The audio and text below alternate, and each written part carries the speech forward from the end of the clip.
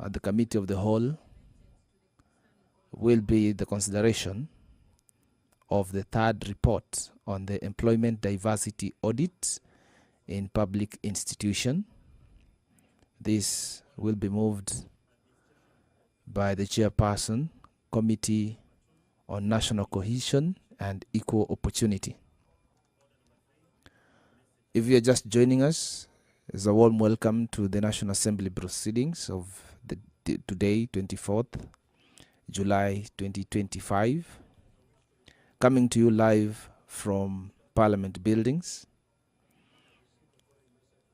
through PBU in partnership with KBC. Also on the order paper today is a motion for the consideration of the second report on the status of implementation of the Constitution. This is a motion that seeks the House to adopt the second report of the constitutional implementation. Yes, the quorum has been achieved. Allow me now to hand you over to the chambers.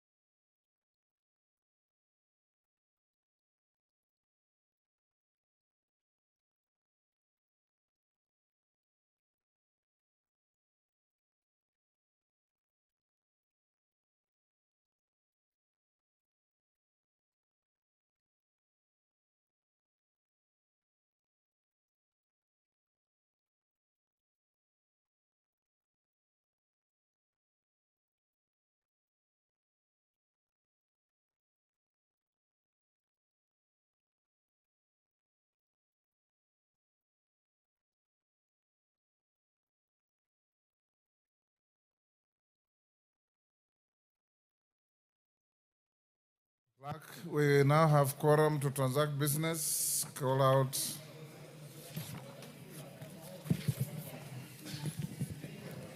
Yes. Order number 1, administration of oath. Order number 2, communication from the chair. Order number 3, messages. Comes after you.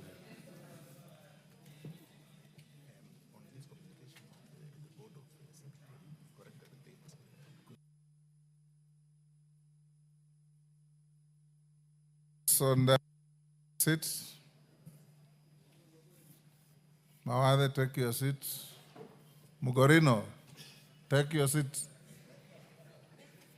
Karemba, see you are Mugorino. And you told me you are very proud of it. Yes.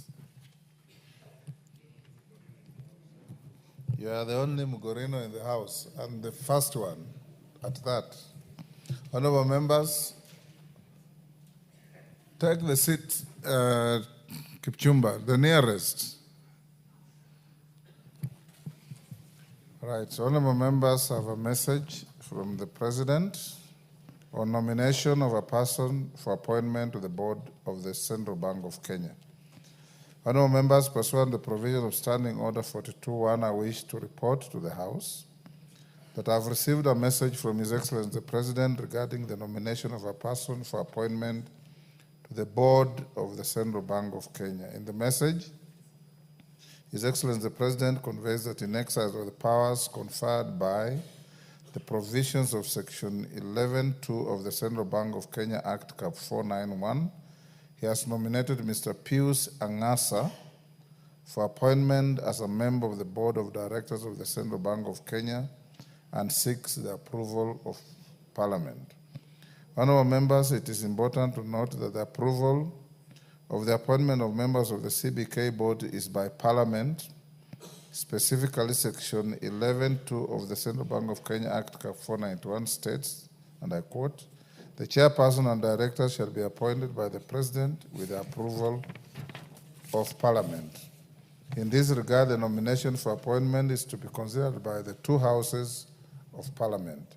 The established practice in similar instances is that the relevant committees of the two houses undertake the approval hearings jointly and report back to the respective houses. Therefore, in keeping with this practice, I hereby refer the message from His Excellency the President, together with the CV and other testimonials of the nominees, to the Departmental Committee on Finance and National Planning, and direct, 1, that the vetting of the nominee for appointment as the member of the board of the CBK be conducted by the Departmental Committee on Finance and National Planning of the National Assembly, jointly with the relevant committee of the Senate. 2, that the quorum of the joint sitting of the committees will be the respective quorums of each of the committees as stipulated in the standing orders of the respective houses. 3, that as contemplated under Rule 9(6) of the joint rules, unless a decision is reached by consensus, any vote to be taken in the joint sittings of the committees shall be by separate houses. This will ensure that the numerical differences of the individual members representing the houses in joint sittings of the committees has no effect on the decision of the joint sittings. 4, that the joint committee shall, having conducted the vetting hearing, submit a joint report to the respective houses in the manner contemplated by paragraph 7 of Rule 9 of joint rules. And 5, that the approval process should be conducted in accordance with the provisions of Public Appointments Parliamentary Approval Act, Cap 7F. Honorable members, whereas the Central Bank of Kenya Act, Cap 491, does not provide for specific timelines within which the House is to consider the nominee, Section 8 of the Public Appointments Parliamentary Approval Act, Cap 7F, requires the relevant House to undertake the exercise within 28 days. In this regard, 28 days will lapse on Wednesday, 20th August 2025. As you are aware, the House will be on recess during the period when the Joint Committee is expected to table its report, and ordinarily, I would have ordered that the counting of days with respect to the consideration of the nominee ceases during the recess period and resumes when the House first sits upon resumption, being 15th September 2025. However, honorable members, noting that the House will be proceeding on a long recess on 15th August 2025, I implore upon the Joint Committee to expedite the approval hearing and table its report by Tuesday, 12th August 2025, before the House proceeds on recess, to enable conclusion of the matter on our end.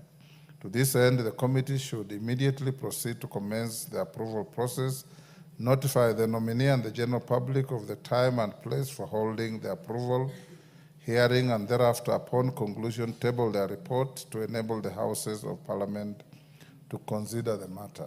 I thank you. Yeah, yes, Bowen. What's your point of order?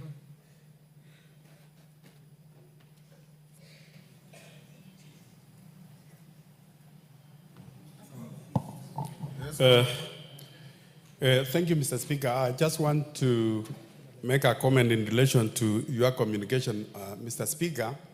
I think as a House, Mr. Speaker, we need to re-look into our laws, because we have seen in some cases where some board of management of certain organizations doesn't require the vetting of Parliament. Some requires to be brought to Parliament. Mr. Speaker, in the Committee of Water, Irrigation and Blue Economy, which I chair, the chairman of KFIC, Kenya Fisheries and Marketing Authority, requires that we do a vetting and also bring a report before this House before his appointment. And if you check also within the State Department of Fisheries, the other state corporations, it doesn't require the board or the chair to be vetted by Parliament. So, Mr. Speaker, what I'm just trying to say is that we need, as a Parliament, to align our laws and regulations so that we have a standardized legislation in terms of board appointments and also the chairs of the boards. Number two, Honorable Speaker, you will also check even the appointments of our CEOs. You will find, Honorable Speaker, there are some CEOs who have a 5-year tenure or even more, and at the same time, there are some CEOs who have a 3-year tenure in office. Mr. Speaker, there is need to have a standard legislation which governs whether they are the CEOs, our state corporations, and bodies. That is just an observation, Mr. Speaker. Your point. The correct avenue to take up what you are saying is the Kenya Law Reform Commission. Your own committee can tease out the parastatals under you, which ones require parliamentary approval, which one don't, and decide to harmonize the law. The majority leader seated here also has a duty to tease out all those, and I agree with you. There's absolutely no reason for one parastatal to have their board members approved by Parliament and others appointed without such a process, although it depends on what you really are looking for. Members of the board of Central Bank are definitely not equal to members of the board of National Water Towers.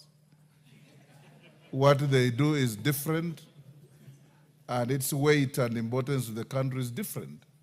So, majority leader is work for you.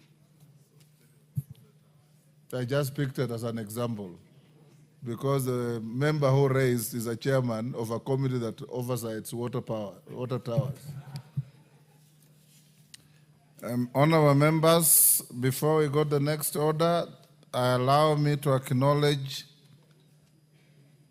in the Speaker's Gallery, Bright Way Girls from Machakos Town, Machakos, Muhoroni Furaha School from Muhoroni, Kisumu, Mogun Primary from Nakuru West, Nakuru, and in the public gallery, St. Mark Valleyland from Oljororok, Nyandarua, Joy Elites Academy from Bureti in Kericho, Kapkun Primary from Baringo South, Baringo.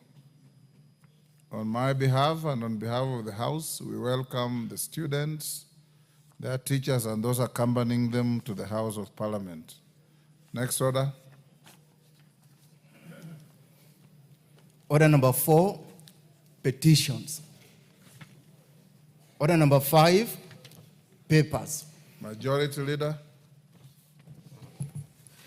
Thank you, Honorable Speaker. I beg to lay the following papers on the table of the House today, Thursday, July 24th, 2025.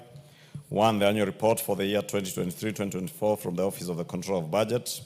2, the Auditor General's report on management of on-lending activities in Kenya for July 2025.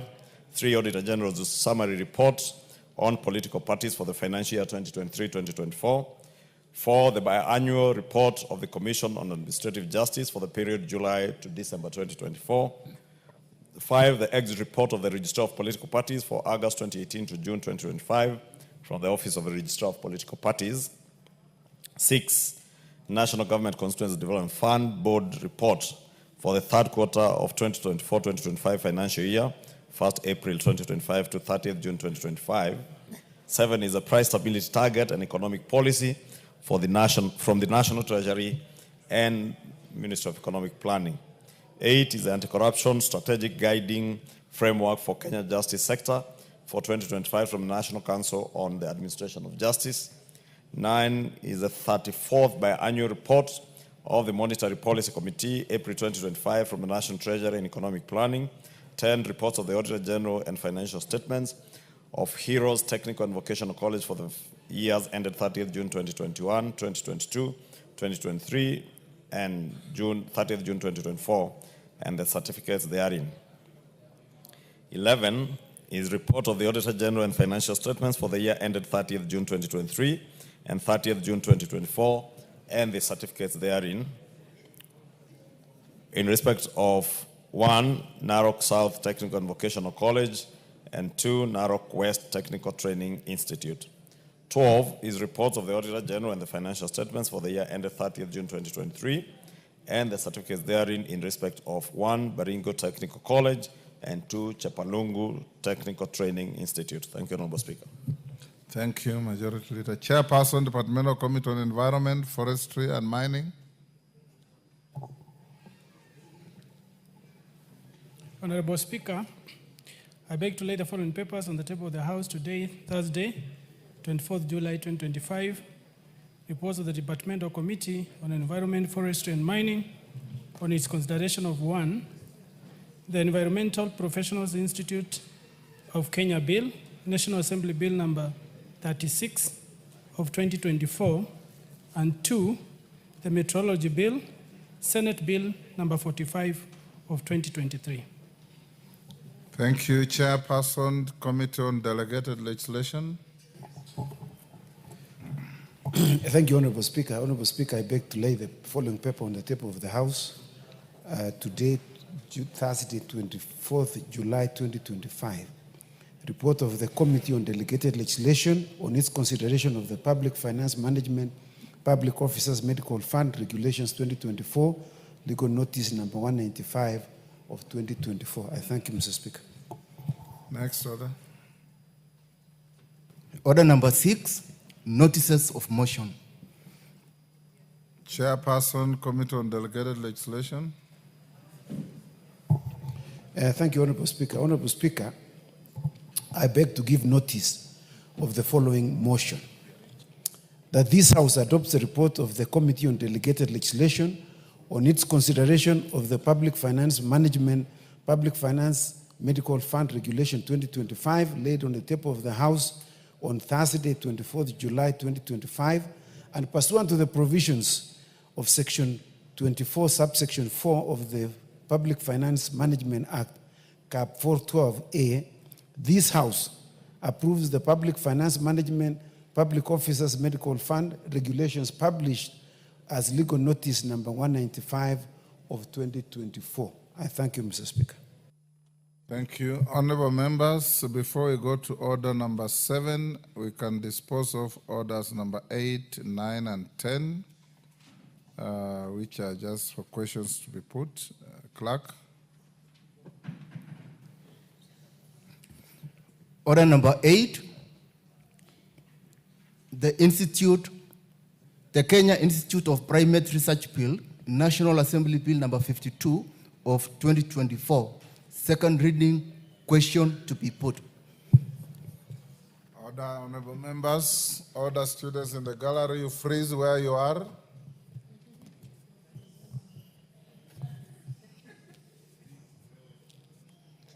Honorable members, I now put the question at order number 8, which is that the Kenya Institute of Primate Research, National Assembly Bill number 52 of 2024, be now read a second time. As members of that opinion say aye. Aye. Will those of the contrary opinion say nay? The ayes have it.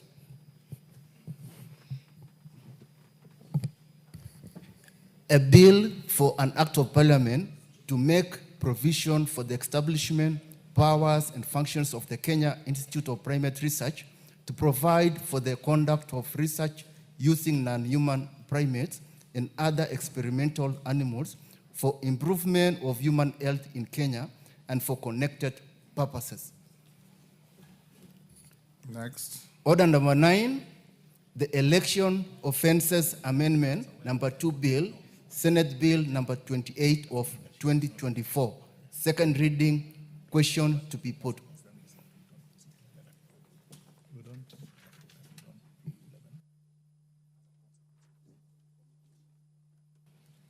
Take your seat, Kandia. Honorable members, I now put the question at order number 9, which is that the Election Offences Amendment number 2 Bill, Senate Bill number 28 of 2024, be now read a second time. As many as of that opinion say aye. Aye. As many as of the contrary opinion say nay. Nay. The nays have it. Next. A bill for an act of parliament to amend the Elections Offences Act. Order number 10.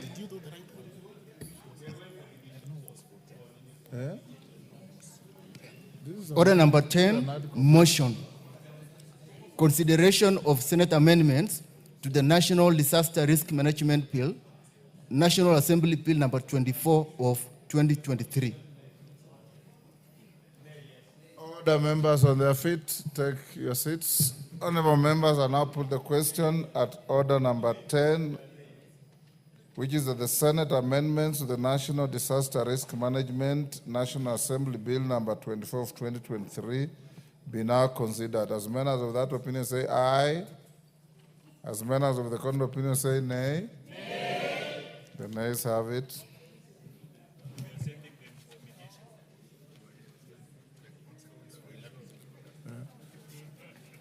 Members, consequent upon your vote on order number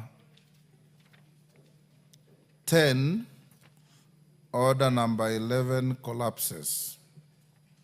So when we reach order number 11, we skip it to go to order number 12. Let's go back to order number 7.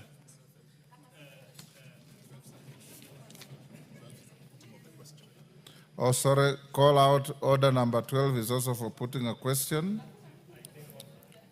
Order number 12, motion. Consideration of third report on the employment diversity audit in public institutions. Question to be put.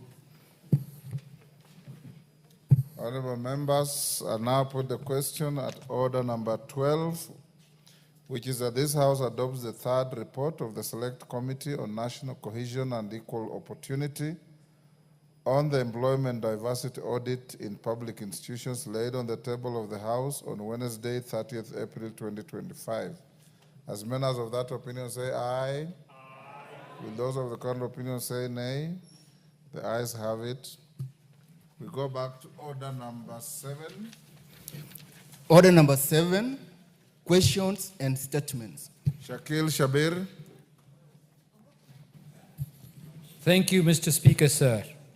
Mr. Speaker, sir, in accordance pursuant to Standing Order number 44-2E, I wish to make a personal statement with regards to the remarks I made in Kindu Secondary School. Honorable Speaker, sir, on Friday, 11th of July, 2025, during a prayer meeting event at Kindu Secondary School, Kisumu East constituency, I made certain remarks that have since drawn public attention and concern, particularly from members of the teaching fraternity across the country. I acknowledge that the tone and general nature of my statement may have caused distress to many dedicated and hardworking teachers in our country. For this, I offer my sincere and unreserved apology. My words were never intended to attack or demean teachers concerned, nor the profession as a whole. My frustrations were born out of the continual decline of the academic performance at Kindu Secondary School, where over 95% of the students have persistently scored the grade E. As a member of parliament, I'm a firm believer in the transformative... Order, members, can we hear the Honorable Shakil Shabir? Go on, Shakil. Thank you, Mr. Speaker. As a member of parliament, I'm a firm believer in the transformative power of education, and this situation deeply troubles me. Honorable Speaker, it is sad to note that whereas the government is committed to supporting schools, there are teachers at work who at cross purposes. For instance, during the function and classroom time, more than 10 TSC teachers were absent without cause. This despite the fact that the government has invested heavily in school infrastructure and the teachers are reliably paid monthly salaries on time. My intention of the remarks was to call out the small number of individuals whose continued negligence is sabotaging our children's future and tarnishing the good name of the teaching profession. In conclusion, Honorable Speaker, sir, while regretting the trajectory in which the remarks were made, I call upon the Teacher Service Commission and the Ministry of Education to rein in on the teachers who are not committed to serve the community and the nation at large, and be more proactive in addressing similar situations that arise in good time. Thank you, Honorable Speaker, sir. Honorable Shakil. Being a personal statement, nobody is allowed to comment. Majority Leader. Thank you, Honorable Speaker. Pursuant to the provisions of Standing Order 44.2a, I rise to give the following statement on behalf of the House Business Committee, which met on Tuesday, 22nd July 2025, to prioritize business for consideration during the week. Honorable Speaker, allow me to first officially welcome members back from the short recess, and I hope that we are all invigorated and ready to perform our roles in what promises to be a very busy part of the fourth session. I further urge committees with priority business pending before them to expedite consideration and submission of reports to the House so as to enable the conclusion by the House within the set timelines. I also encourage committee chairpersons and members to be present in the House to prosecute various items of business concerning their respective committees.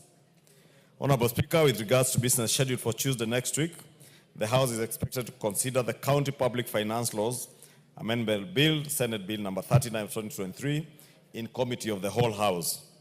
Additional, Honorable Speaker, debate will be undertaken on the following motions should they not be concluded in the course of business this afternoon. 1, consideration of the reports on the examination of financial statements of selected state corporations. 2, consideration of second report of the Constitutional Implementation Oversight Committee on the status of implementation of the Constitution. 3, consideration of the 6th report of the Decentralized Funds Accounts Committee on the financial statements for the NGCDF accounts for 3 constituencies. And 4, consideration of comprehensive economic partnership agreement between the Republic of Kenya and the United Arab Emirates. Honorable Speaker, in accordance with the provisions of Standing Order 42A, 5 and 6, I wish to inform the House that the Cabinet Secretary for the Interior and National Administration, the Honorable Kipchumba Murkomen, is scheduled to appear before the House on the afternoon of Wednesday, 30th July 2025 to answer to the following questions. Question number 063 of 2025 by the member for Rarieda, Honorable Otiende Amolo, regarding the reasons why peaceful demonstrators protesting against the killing of Mr. Albert Ojwang on Tuesday, 17 June 2025, were prevented from exercising their constitutional guaranteed right to peaceful assembly. 2, question 064 of 2025 by the member for Nairobi County, Honorable Esther Passaris, MP, regarding non-implementation of body-worn cameras for all police officers involved in arrests, interrogations, and custodial transfer of suspects. 3, question number 065 of 2025 by the member for Suba North, Honorable Millie Odhiambo Mabona, MP, regarding details on the number of people who have died in police custody in the last 5 months and reasons for their death in custody. 4, question 066 of 2025 by the member for Seme, the Honorable Dr. James Nikal, MP, regarding psychological and mental health assessments undertaken by the National Police Service Commission during the recruitment of police officers. 5, question number 067 of 2025 by the member for Kathiani, Honorable Robert Mbui, CBS MP, regarding the status of drug and substance abuse in the coastal region and measures put in place by the ministry to combat drug and substance abuse across the country. 6, question number 068 of 2025 by the member for Mombasa County, the Honorable Zamzam Mohammed, MP, regarding circumstances under which Mr. Hassan Wasionga Ismail of ID number 39226153 was denied national identification card for over 4 years and his subsequent arrest for charges linked to an identification card he had never collected. And 7, question number 069 of 2025 by the member for Molo, the Honorable Kimani Kuria, CBS MP, regarding the state of security in the country and steps being taken by the ministry to avert deaths and destruction of property during demonstrations. Finally, Honorable Speaker, the House Business Committee will reconvene again on Tuesday, 29th July 2025, to schedule business for the rest of that week. I now wish to lay this statement on the table of the House. Thank you. Thank you, Majority Leader.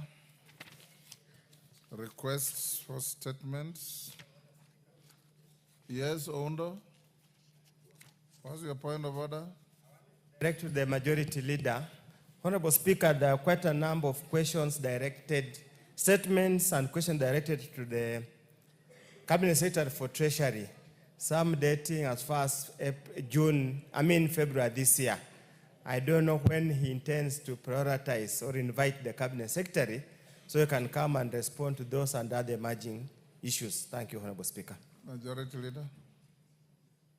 Thank you, Honorable Speaker. The Cabinet Secretary for the National Treasury and the Cabinet Secretary for Education are scheduled to appear next after the CS Interior. Okay. Your concern is addressed. Adan Kainan. Request for statement to agriculture and livestock. Statement dropped. Protas Akuja. Request to education. Thank you, Honorable Speaker. Honorable Speaker, I rise to request for a statement regarding the recruitment process for the position of Deputy Principal at Turkana University College.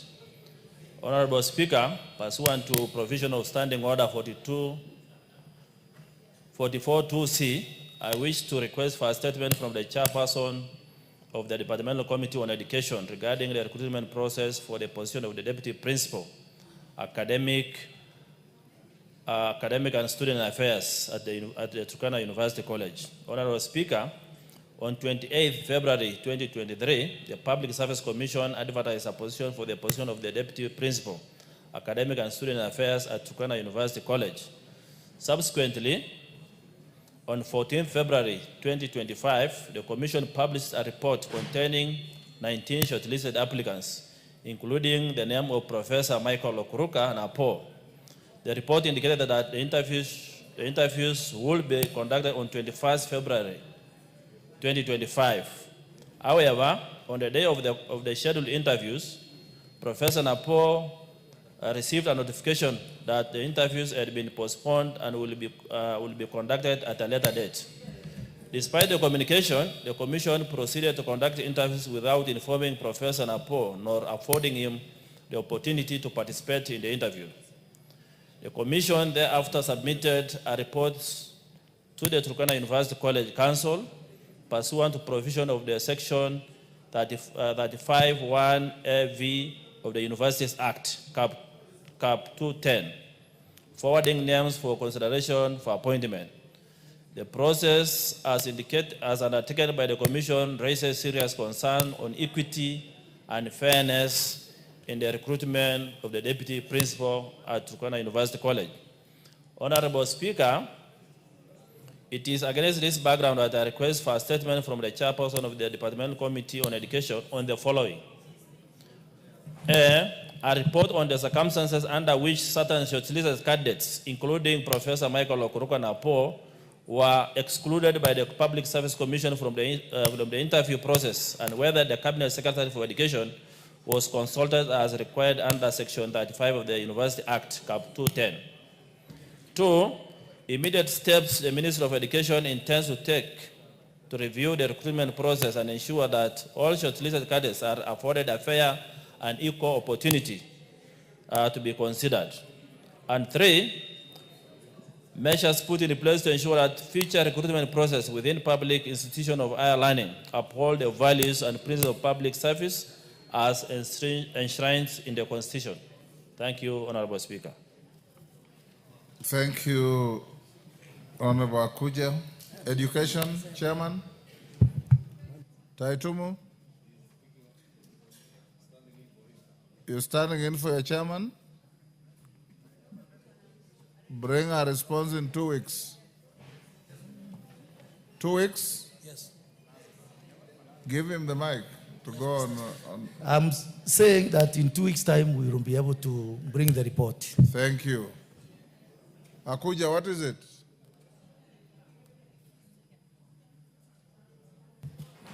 Thank you, Honorable Chair. Honorable Chair. Which chair? Honorable Speaker. Sorry. Honorable Speaker, the Departmental Committee on Education, there is a question asked last year up to this date, that particular response has not been brought, and they mentioned 2 weeks. So there is laxity in this particular department. So I'm not very sure whether that that response will be brought. In 2 weeks, you bring the response Mr. to Speaker, the statement requested now and the pending one. but Mr. Speaker, I believe questions that were raised 2 years ago have already lapsed. The time lapsed, but I believe we can provide Abuja, answers. if it is, you say you requested when? He is saying last 1 year ago. That is what he is saying. Is that so, Akuja? Honorable Speaker, I requested a statement in December last year. Hiyo ilikufa. But because they take a lot of time to respond to this and they say 2 weeks and it takes Now forever. will not allow it, but you can go to the table office and resurrect your statement. Okay, thank you. Owen Bayer. Owen Bayer. Statement dropped. Musa Sirma. Yes, Hillary. Thank you, Are Mr. you purporting to present the statement? On behalf of Honorable Musa Sirma. Where is the written authority? He's just gotten stuck in You traffic. cannot be instructed on phone. The member who has requested for a statement must write to the speaker, and the speaker must approve that you be a legitimate proxy. So, now you are an impositor. But because of the urgency, Mr. Speaker, you can. I won't allow you. There's no exception to the rule. Thank you. Yes. If Musa Sirim arrives before we finish statement time, we will allow him. Mashua Waidaka. Yes, go ahead.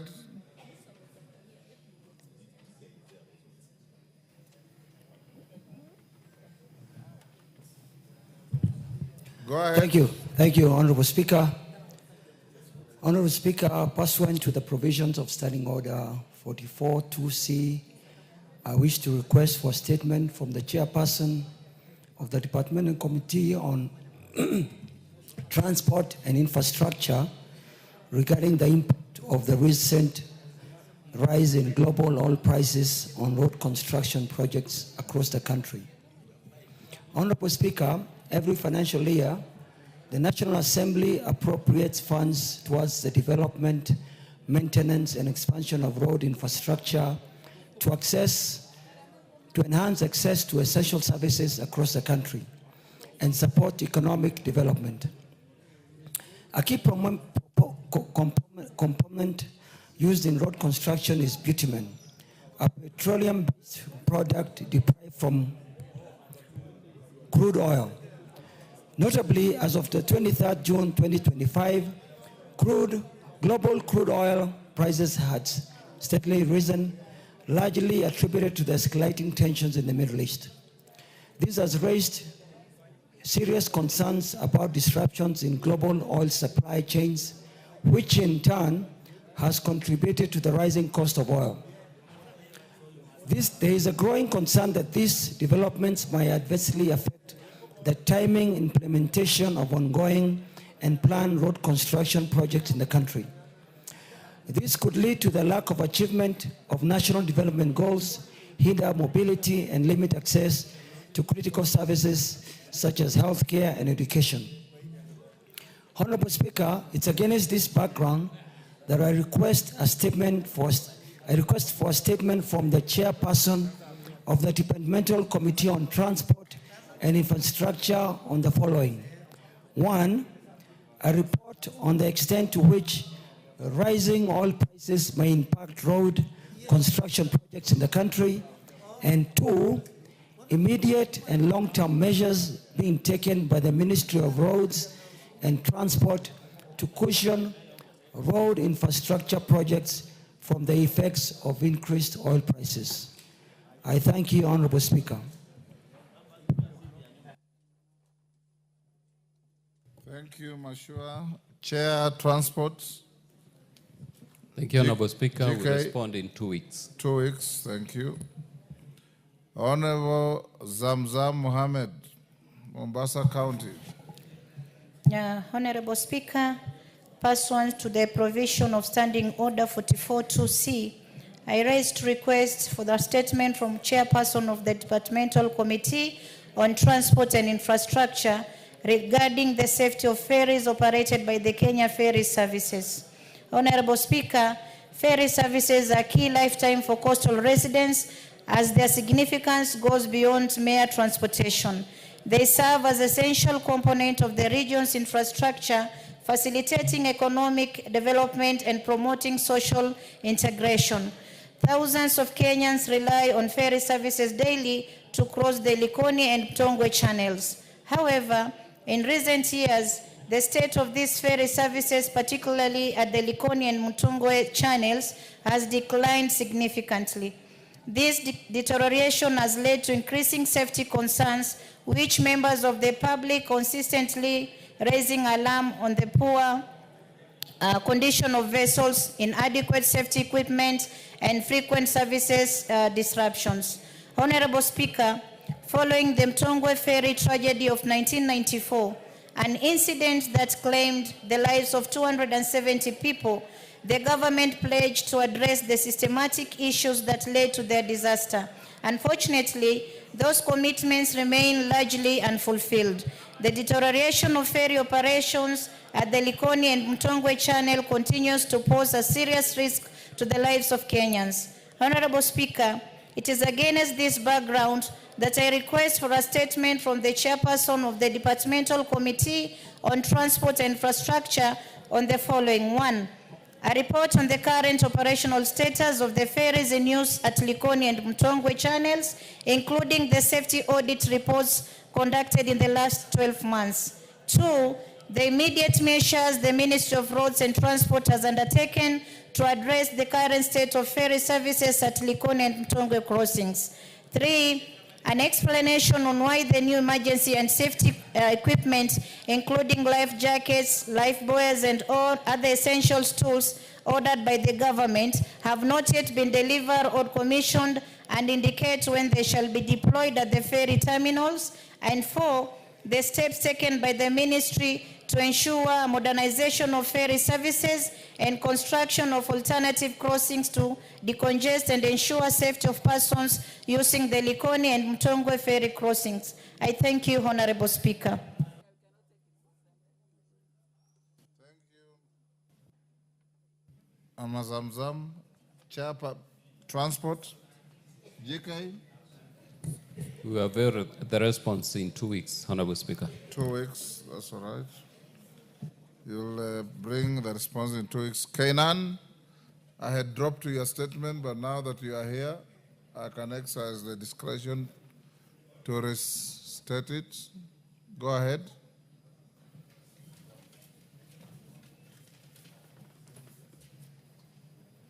Speaker, thank you so much. The order paper was a bit misleading. It talks of Tuesday, but thank you so much, Mr. Speaker. Mr. Speaker, I used to request for a statement An regarding... apology is desirable. When I called you out, you are not here. Okay, thank you, Mr. Speaker. Request for a statement regarding... An apology is desirable. I said thank you, Mr. Speaker. I apologize for coming late. Yes, good.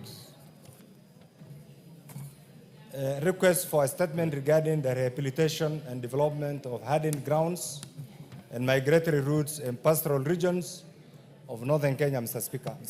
Honorable Speaker, pursuant to the provision of the Standing Order 44-2C, I rise to request for a statement from the Chairperson of the Departmental Committee on Agriculture and Livestock regarding the protection, rehabilitation, and development of hardened grounds and migratory routes in pastoral regions of northern Kenya.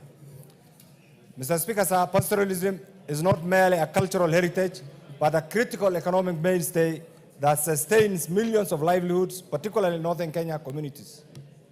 Despite being the economic mainstay, Mr. Speaker, pastoral communities face significant challenges, including unregulated encroachment on private or community land, inadequate infrastructure, limited land for agricultural expansion, and resource-based conflicts.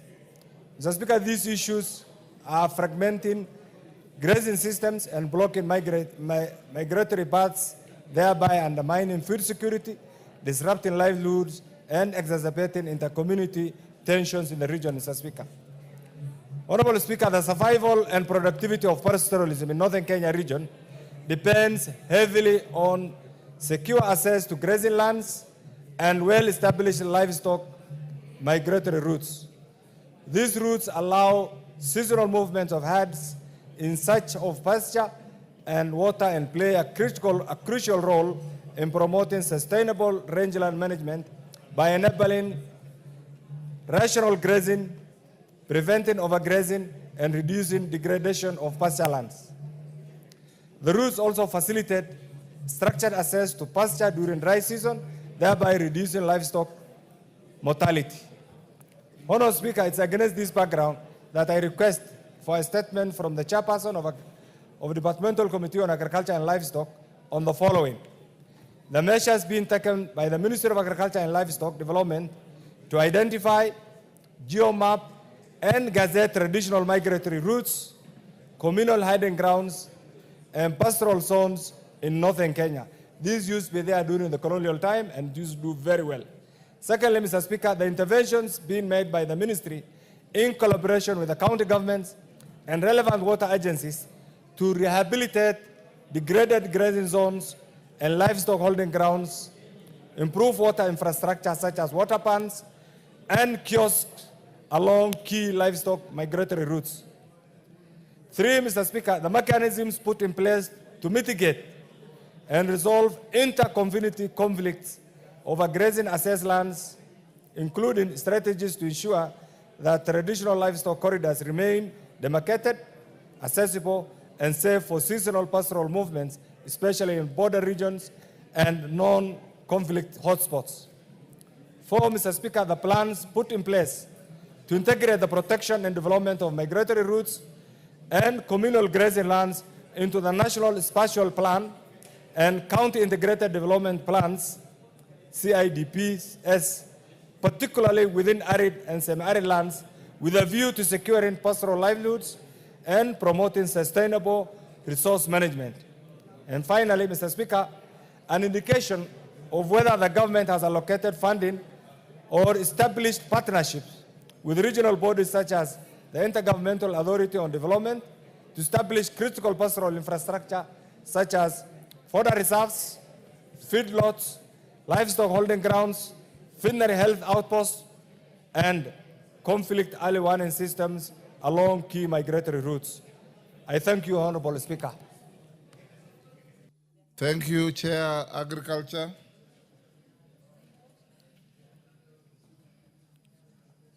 Any member? Ferdinand Wanyonyi?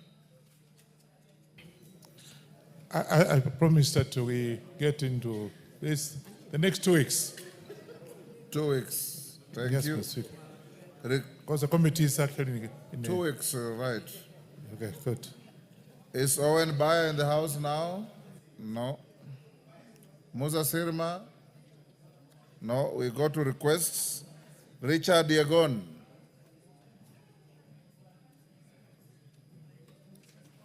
You look surprised.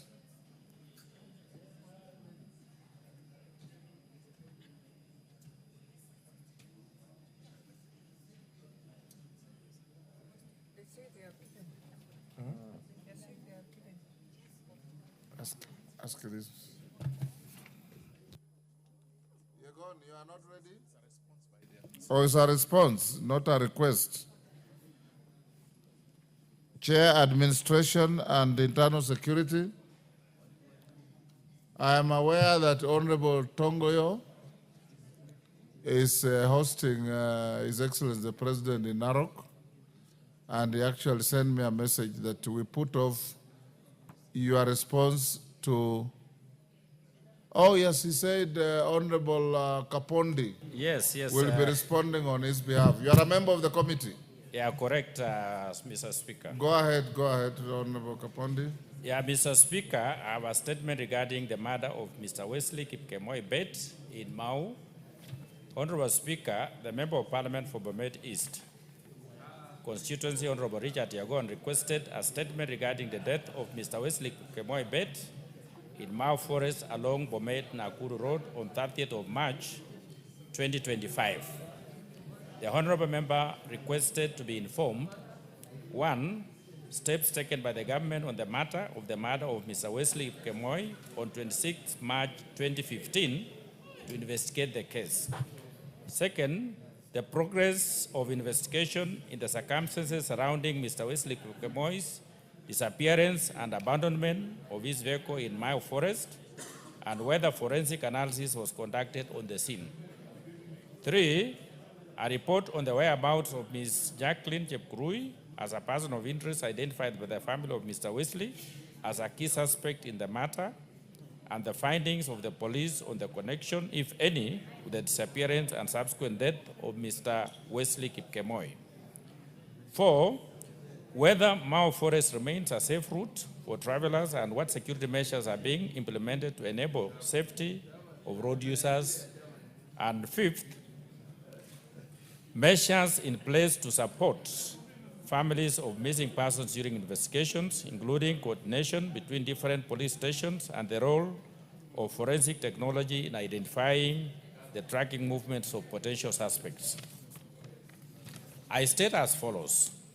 1, steps taken by government on the matter of the murder of Mr. Wesley Kipkemoi on 26 March 2015 to investigate the case. Honorable Speaker, on 30th March 2025 at approximately 1540 hours, Joylyn Maritime, aged 29 years, reported an incident of robbery with violence at Kitagich Police Station, documented under OB number 7/30/3/2025. According to her statement, she had boarded a motor vehicle registration number KCM 802B, a Toyota Probox, in Silibwet, Bomet County, bound for Kitagich. Upon reaching a section of Mau Forest, the driver, identity unknown at the time, stopped the vehicle, forcibly pulled her out, and began to strangle her. In fear for her life, she surrendered her purse containing Kenya shillings 4,700, a Vivo phone worth Kenya shillings 28,000, and personal documents. Despite complying, the driver continued to strangle her and attempted to sexually assault her in the forest. Her screams attracted a passing border rider and his pillion passenger, who intervened and rescued her. The driver fled into the forest. The rescuers and the victim deflated the vehicle tires to immobilize it and reported the matter at Kitagich Police Station. Police officers led by the Officer Commanding Station, OCS, visited the scene and found the vehicle stuck in the mud and stagnant water off the Bomet-Kitagich Road. The vehicle was processed and towed to the station. The victim was taken to Kitagich Health Center, treated for injuries sustained during the assault, and later discharged.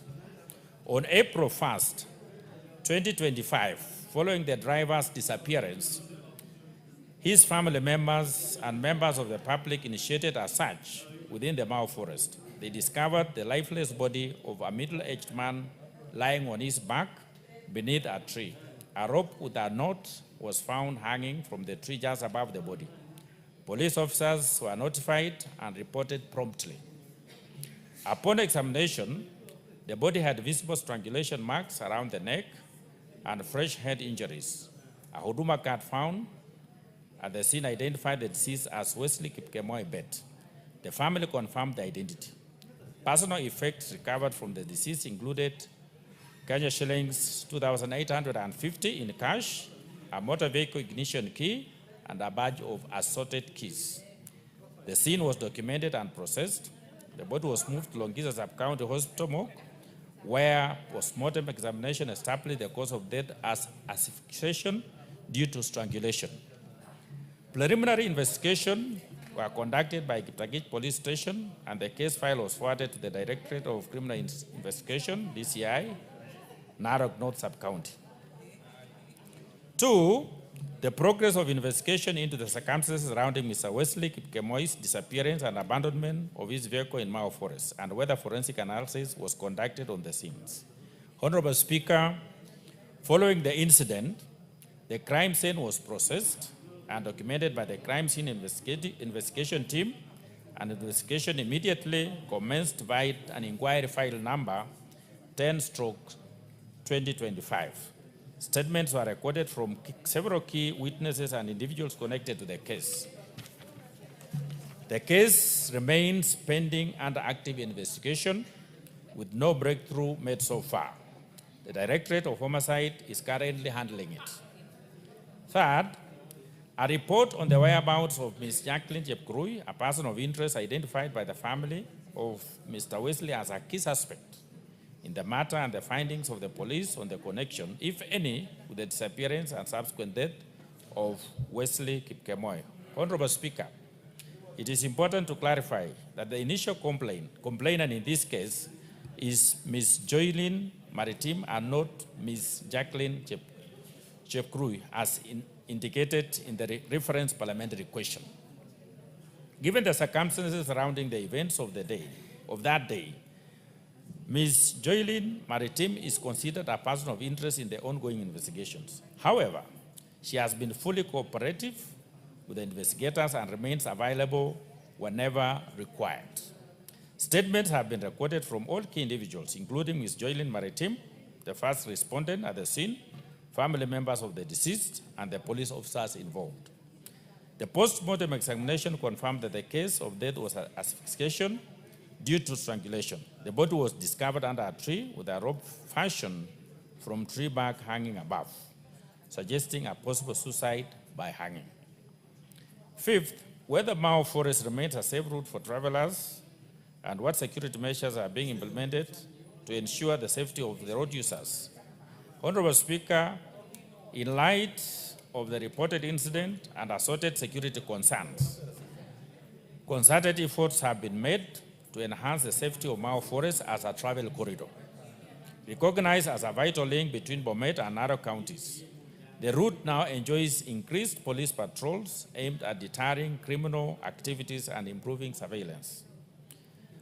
Through coordinated efforts between the police and local communities, significant progress has been made in bolstering the security of road users. The following security measures are being implemented to ensure the safety of road users. A, patrols and spot checks have been intensified by officers from Giptagich Police Station and Narok North Sub-County, particularly in areas identified as vulnerable. B, police checkpoints have been established along forested sections to monitor vehicles' movement, deter criminal activity, and facilitate the inspection of public and private transport. C, collaborative efforts have been strengthened between the police and local stakeholders, including border operators, community leaders, and residents to promote timely sharing of security-related information. D, public transport operators within that transport corridor have been sensitized to report suspicious individuals or behavior and are encouraged to affiliate with registered circles to enhance accountability and prevent infiltration by criminal elements. E, travel advisories have been issued to warn the public against late-night travel through the forest areas, with passengers strongly advised to journey in groups and during daylight hours for added safety. Fifth, Mr. Speaker, measures in place to support families of missing persons during investigation, including coordination between different police stations and role of forensic technology in identifying the tracking movements of potential suspects. Honorable Speaker, upon booking of a formal missing person report by relatives or other concerned parties of the victim, the police immediately draft a signal containing the description and relevant details of the missing individual, which is circulated to all police stations and formations across the country to facilitate a thorough and coordinated search. Further, the police analyze the individual's communication history by obtaining call data records from the respective mobile service providers. This information helps determine persons' last known location and identify individuals they last communicated with, providing crucial leads for the investigation. Throughout the process, the family is kept informed at every stage, ensuring transparency and support as efforts to locate the loved one continue. Honorable Speaker, I submit. Yegon. Are you satisfied with the answer? Thank you, Mr. Speaker, and thank you for the response from the Security Committee.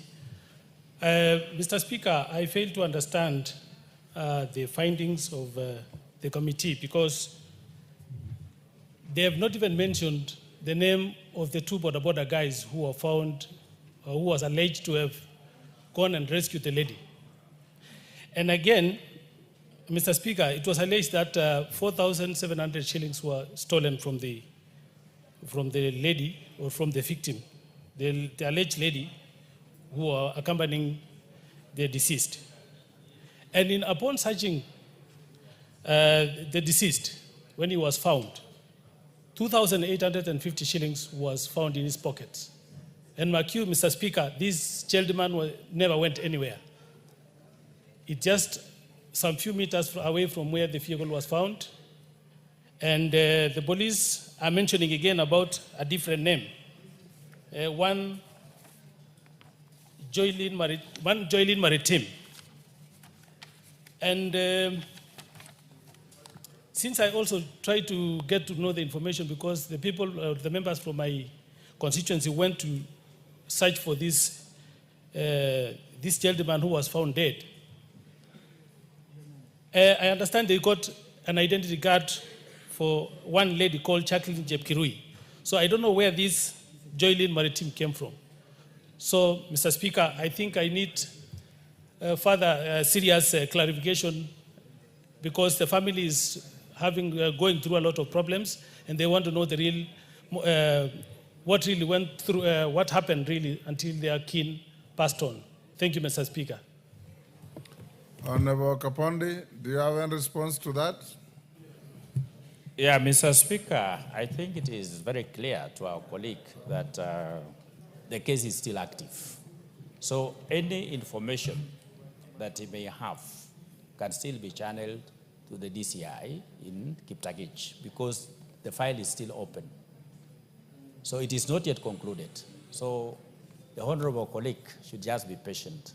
You will have a very conclusive answer later. Thank you. Honorable members, before we go to the next, in the speaker's gallery, I acknowledge Mohoroni Furaha, I believe it's a school, Mohoroni Kisumu, Ol Pusimoru Secondary School from Narok North, Narok. In the public gallery, AIC Academy from Baringo North, Baringo. Ilengi Secondary School from Kitui South, Kitui. Saverian JSS from Kisumu Central, Kisumu. Kakululo Primary and JSS from Mwingi West, Mwingi. On my behalf and on behalf of the House, we welcome the students and their teachers and those accompanying them to the House of Parliament. Next, a request by Julius Taitumu. Is Julius in the house? Yes, Julius. I'm told Ivo Barra is responding. Orero from Committee of Education. Orero, you have authority from your chairman. So both of you are saying yes. Is it Eve Orero? Go ahead, Honorable Orero. Thank you, Mr. Speaker. This is a response to statement by Julius Taitumu on promotion of teachers. It is a report by the TSC detailing the number of teachers per county, names, TSC numbers of teachers promoted per county, and the promotional cadre for each teacher, and the school where each teacher is stationed. The commission is competitively promoted 25,252 teachers during the financial year 2024-2025. Now, the promotion exercise was guided by the principles of public service under Article 232, of the Constitution and in consideration of, among others, equity and inclusivity and the available vacancy per grade. Now, the data for the 25,252 promoted teachers per county is shown under Appendix 3A and B, which is at the back of this paper. Appendix 4 highlights the names and TSC numbers of teachers promoted each county, the position of the cadres to which the teachers were promoted, and the school where each teacher is stationed.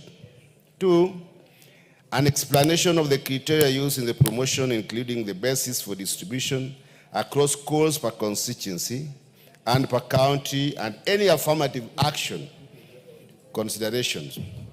Now, in a bid to ensure that promotions are based on merit, the Commission has established a standardized scoring system used to objectively assess candidates during promotion interviews, and the scoring criteria includes: 1, acting institutional administrators. Now, special marks are allocated to teachers who took on acting roles or performed administrative duties, such as principals, head teachers, deputy principals, and deputy head teachers positions, etc. However, the duration of time spent in these acting roles significantly influenced the allocation of marks. Now, teachers who have acted for a longer period perceive or receive more marks compared to those who have served for shorter duration. Now, this aims at acknowledging the level of responsibility handled by teachers during their acting tenure. Now, 2, teacher stagnation. Now, those teachers who have stayed in one grade for a longer duration earn higher scores compared to those who have shorter period in their current grade. Now, the criterion aims to recognize and reward teachers who have demonstrated commitment and dedication by the remaining in the same grade for an extended period. Now, 3, rating on teachers' performance appraisal and development, popularly known as the TPAD. Now, teachers with higher scores on TPAD receive higher overall scores in the promotion evaluation.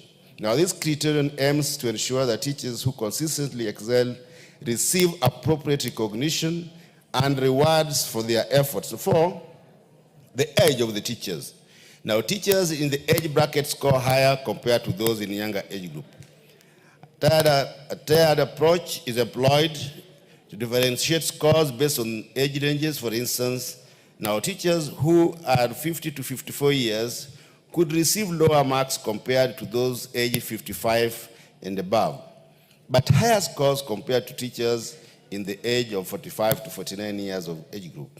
Now, this approach acknowledges the value of experience and maturity in teaching, recognizing the contributions of senior teachers. Now, 5, involvement in games, drama, and music. The criteria is based on involvement in games, sports, drama, and music. This involves assessing teachers' achievements and contribution in the co-curricular activities at different levels of competition. Now, teachers who have guided learners to the international level of games, sports, or music competitions are normally scored highly compared to those who guided the learners to succeed at national level competition. Now, 5, Mr. Speaker, the distribution of promotion vacancy is based on existing vacancy at a different level. Now, pursuant to Article 56 of the Constitution and in an effort to enhance inclusivity, the Commission leverages on the following affirmative action measures. Now, these are, Mr. Speaker: 1, a gender representation in school administration. Now, the Commission endeavors to post female teachers to head girls' schools so as to act as role models and provide leadership that aligns with the unique needs of female learners. Now, further to this, the Commission strives to maintain gender balance in posting of heads of institutions for mixed school. Now, 8, affirmative action for persons with disabilities, that is PWDs. The Commission has implemented its policies directive to achieve at least 5% representation of teachers with disabilities in every promotional circle, ensuring compliance with national disability inclusion frameworks. Now, to this end, the Commission promoted 1,275 PWD teachers, translating to 5.049% of the total teachers promoted in the year 2024-2025. Now, the other factor is progressive promotion in ASL and hard to staff areas. Now, pursuant to the provision of Clause 9.3 of the 2021-2025 CBA, the Commission progressively promotes teachers in ASL and hard staff areas holding administrative position until they attain grades that are commensurate to their respective position. Now, the other question, Mr. Speaker, was about measures put in place by the Teachers Service Commission to ensure future recruitment and promotion exercise uphold the values and principles of public service as enshrined in the Constitution. In discharging its mandate, the Commission endeavors to apply the values and principles of public service enumerated under Article 232 of the Constitution. Mr. Speaker, sir, specifically in recruitment and promotion of teachers, the Commission has put in place the following strategies to ensure the process is transparent, fair, predictable, where applicable. One, alignment with legal and regulatory frameworks. The recruitment and promotion process strictly adheres to Code of Regulation of Teachers, the Career Progression Guidelines, and the policy on selection of appointment of institutional administrators. The scoring criterion aligns with Regulation 73 of Code by scoring teachers on performance, seniority, and experience, academic qualification, merit, among others. Madam Speaker, further in line with Clause 9.3 of 2021-2025 CBA, the Commission promotes teachers in ASL and hard staff areas on affirmative action. Now, the alignment to legal and regulatory frameworks provides the foundation for fair, transparent, and predictable recruitment on promotion practices. Two, Madam Speaker, automation of teacher recruitment and promotion process through teachers' online system. Now, this digitized system will provide a platform for online application for advertised promotion vacancies, shortlisting, and notification of the interview outcome and generation of promotion letters. Now, automation of this process not only eliminates human error, but also enables the teachers to track the status of the application in real time, thus fostering transparency and fairness in the promotion process. Number three, Madam Speaker, development and use of standardized evaluation criteria. Now, the Commission has developed a standardized scoring criterion used during interviews to assess candidates objectively. Now, this criterion encompassed various factors as performance appraisal, institutional leadership, experience, age, and contribution to academic excellence. Now, this vigorous evaluation process is designed to prioritize meritocracy, ensuring fairness and consistency, while minimizing potential favoritism and biasness. Madam Speaker, the fourth one is publication of vacancies and results. Now, vacancy announcements are publicly advertised through the print media and the TSE website, ensuring transparency and enabling wider dissemination of information.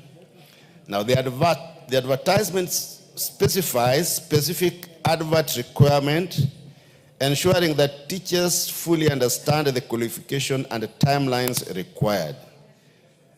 Madam Speaker, additionally, the Commission publishes the list of all successful applicants on its website to enhance transparency in the recruitment and promotion process. 5, common cadre promotion. The Commission has established predictable promotion policy that provides for the automatic progression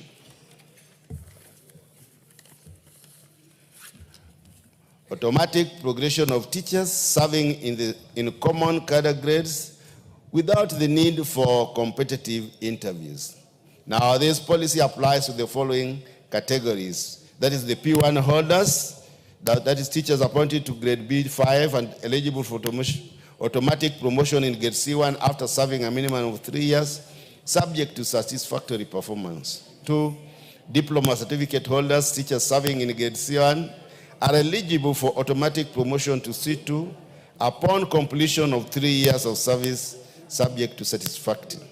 Now, lastly, the bachelor's degree holders, teachers serving in grade C2 qualify for automatic promotion in C3 after 3 years service, subject to performance. Madam Speaker, I submit. Thank you.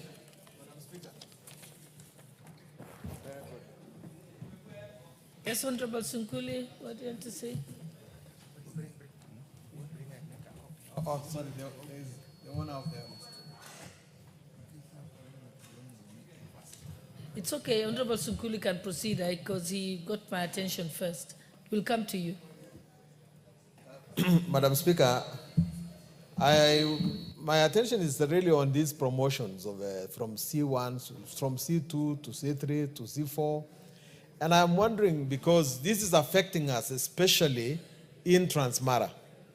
Because when you look at it, there are no head teachers who can come from Transmara because the promotions are not happening.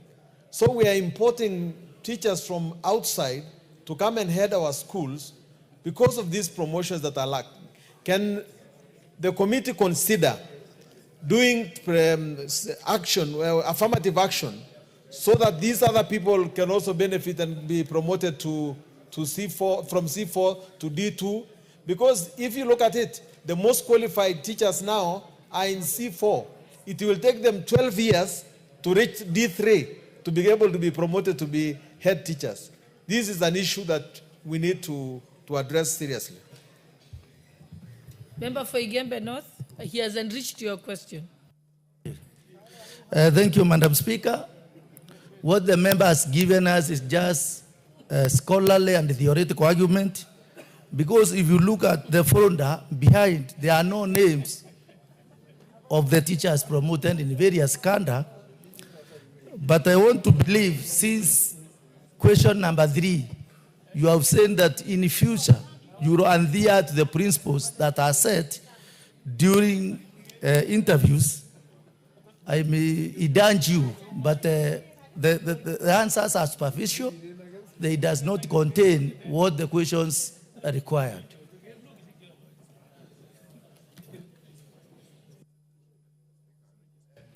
Do you want to say something, Mwalimu? Okay.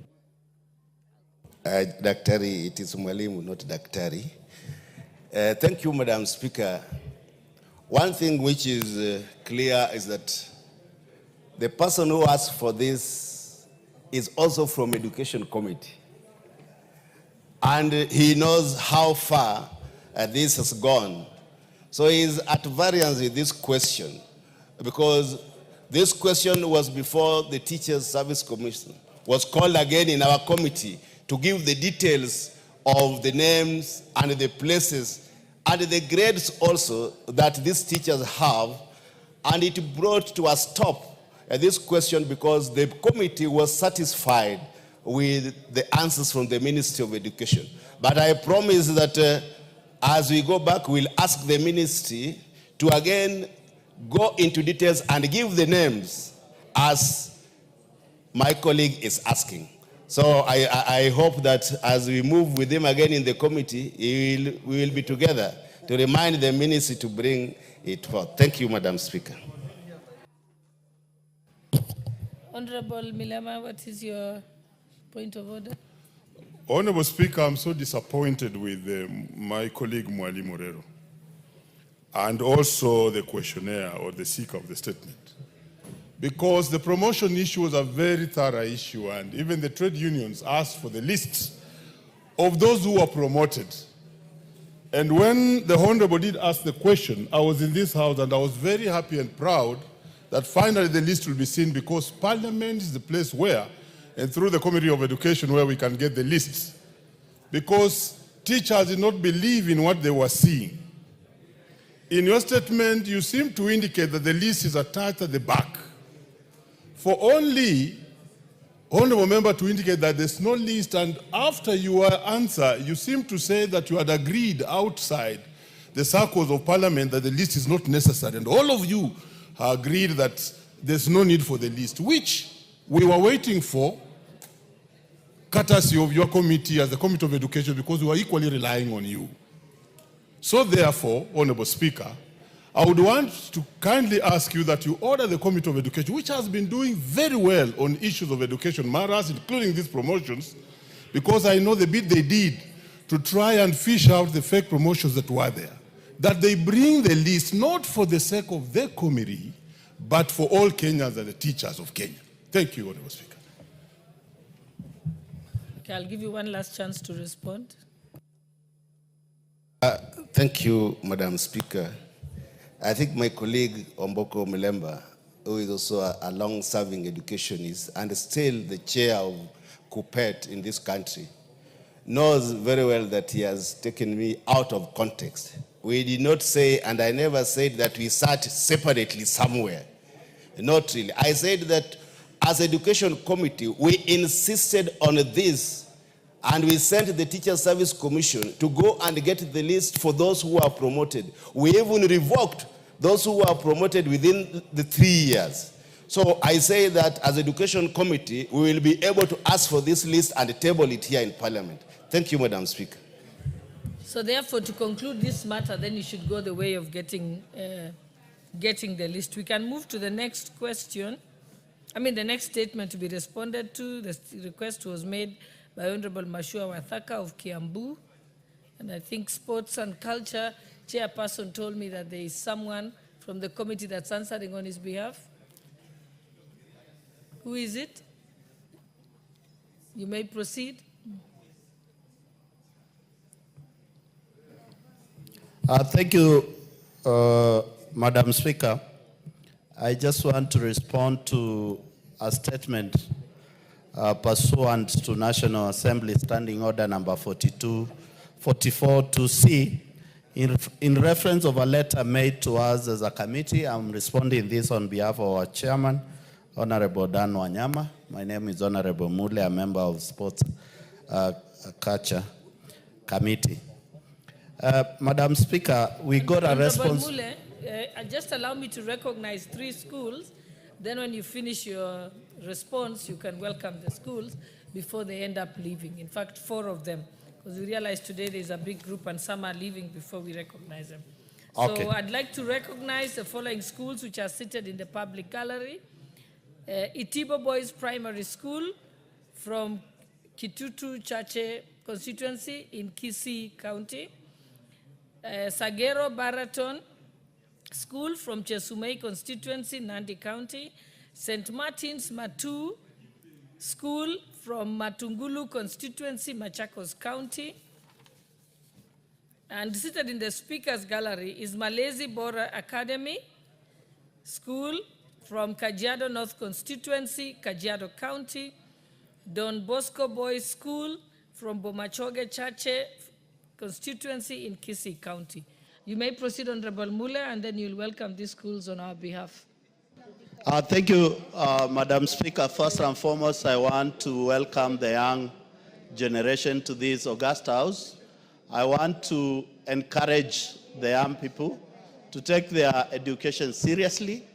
I know on the Gareli is one of my schools which we support, Matu Secondary School from Matungulu constituency.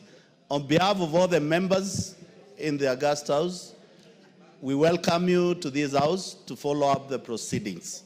Thank you, Madam Speaker. I just want to proceed with the response as we received it from the ministry regarding the letter which was done to us by one Michael Karaga. Honorable Speaker and distinguished members of this House, it was a pleasure by the departmental committee to receive a letter regarding the sponsorship of Michael Kingara, a top amateur golfer, as the letter was dated 11th June 2025. Introduction: Michael Kingara is a 30-year-old Kenyan golfer amateur, has distinguished himself on the international stage through consistent performance and dedication. He is ranked 64th position in the World Amateur Golfing Ranking. He is ranked number 3 in Africa continent, and is the ranked secondly nationally in Kenya. Michael explained Mr. Michael, a Kenyan talented and resilient in sports of golf, with an impressive handicap of plus 2.5, which underscores his skill as a top amateur golfer globally. Michael developed a passion for golf at an early stage, and which I want to encourage quite a number of young people also to follow the steps of Michael. His relentless pursuit of his excellence has seen him participate in numerous national and international tournaments, steadily climbing the ranks and gaining recognition both locally and abroad. Madam Speaker, recent performance and financial recognition for Michael. Michael won 13 out of 28 events in the national calendar, making him the best ranking amateur in Kenya in 2024. His dominance in the national amateur scene highlights his constant skill and dedication. He was sponsored with the Sports Persons of the Year in the Sawyer Award 2024, recognizing his outstanding contribution to Kenya sports and his exceptional performance in the tournament. He has participated in the British Amateur Open 2023-2024, Ghana Open, Egypt Open, Rwanda Open, internationally in Paris, in Portugal, Africa Region Tournament, Victoria Cup, and the All-African Golf Team Championship. His participation to the tournament was supported by the Kenya Golf Federation, KGF.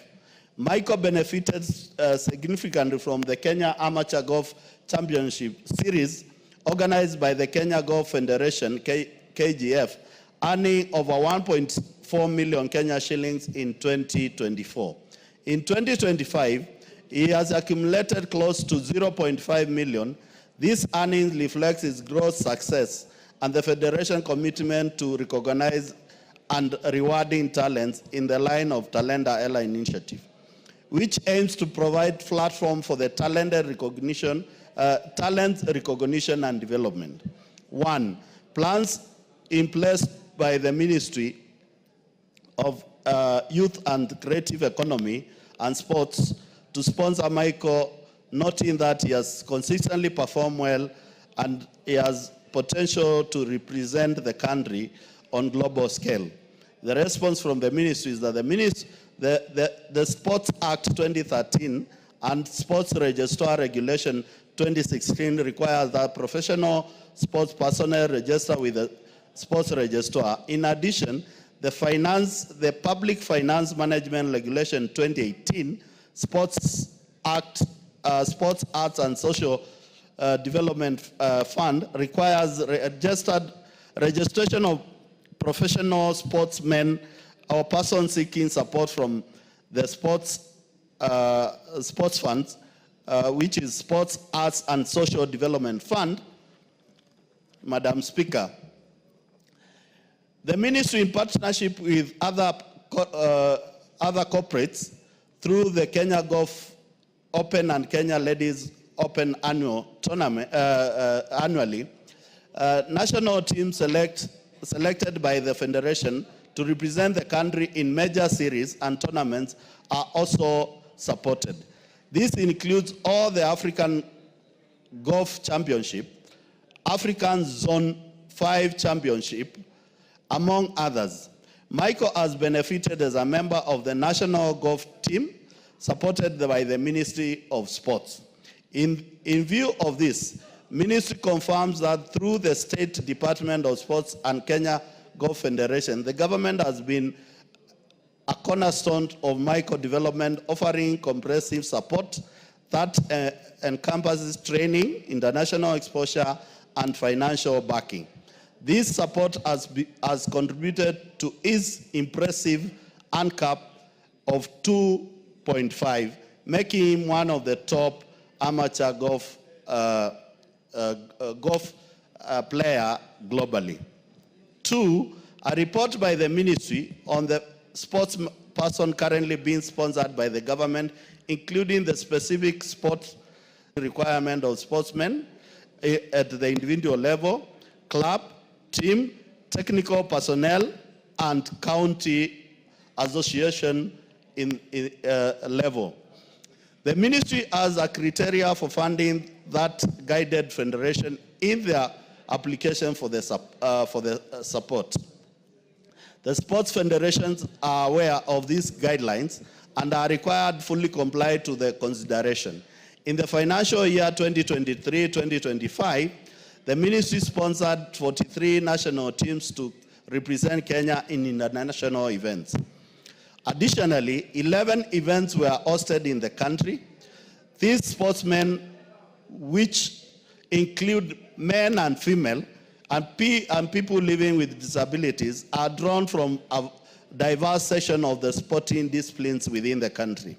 The criteria used for consideration of funding requested include compliance with the Sports Act 2013 and the Sports Registrar Regulation 2016, compliance with the Public Finance Management Sports Act and Sports and Social Development Fund Regulation 2018, provision of calendar of activities 6 months before the start of the financial year, proof of strategic plan, declaration of other source of income, confirmation of invitation to international events, contribution of the events to Kenya ranking sporting activities. The second query to the ministry, the ministry's measures, the measures the ministry has put in place to sponsor sportsmen in the country who have shown promise in the various categories. Madam Speaker, the minister would wish to respond as follows.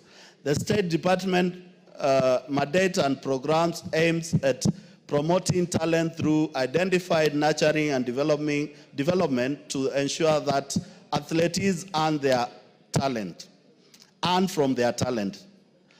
Talent camps organized during school holidays by the Kenya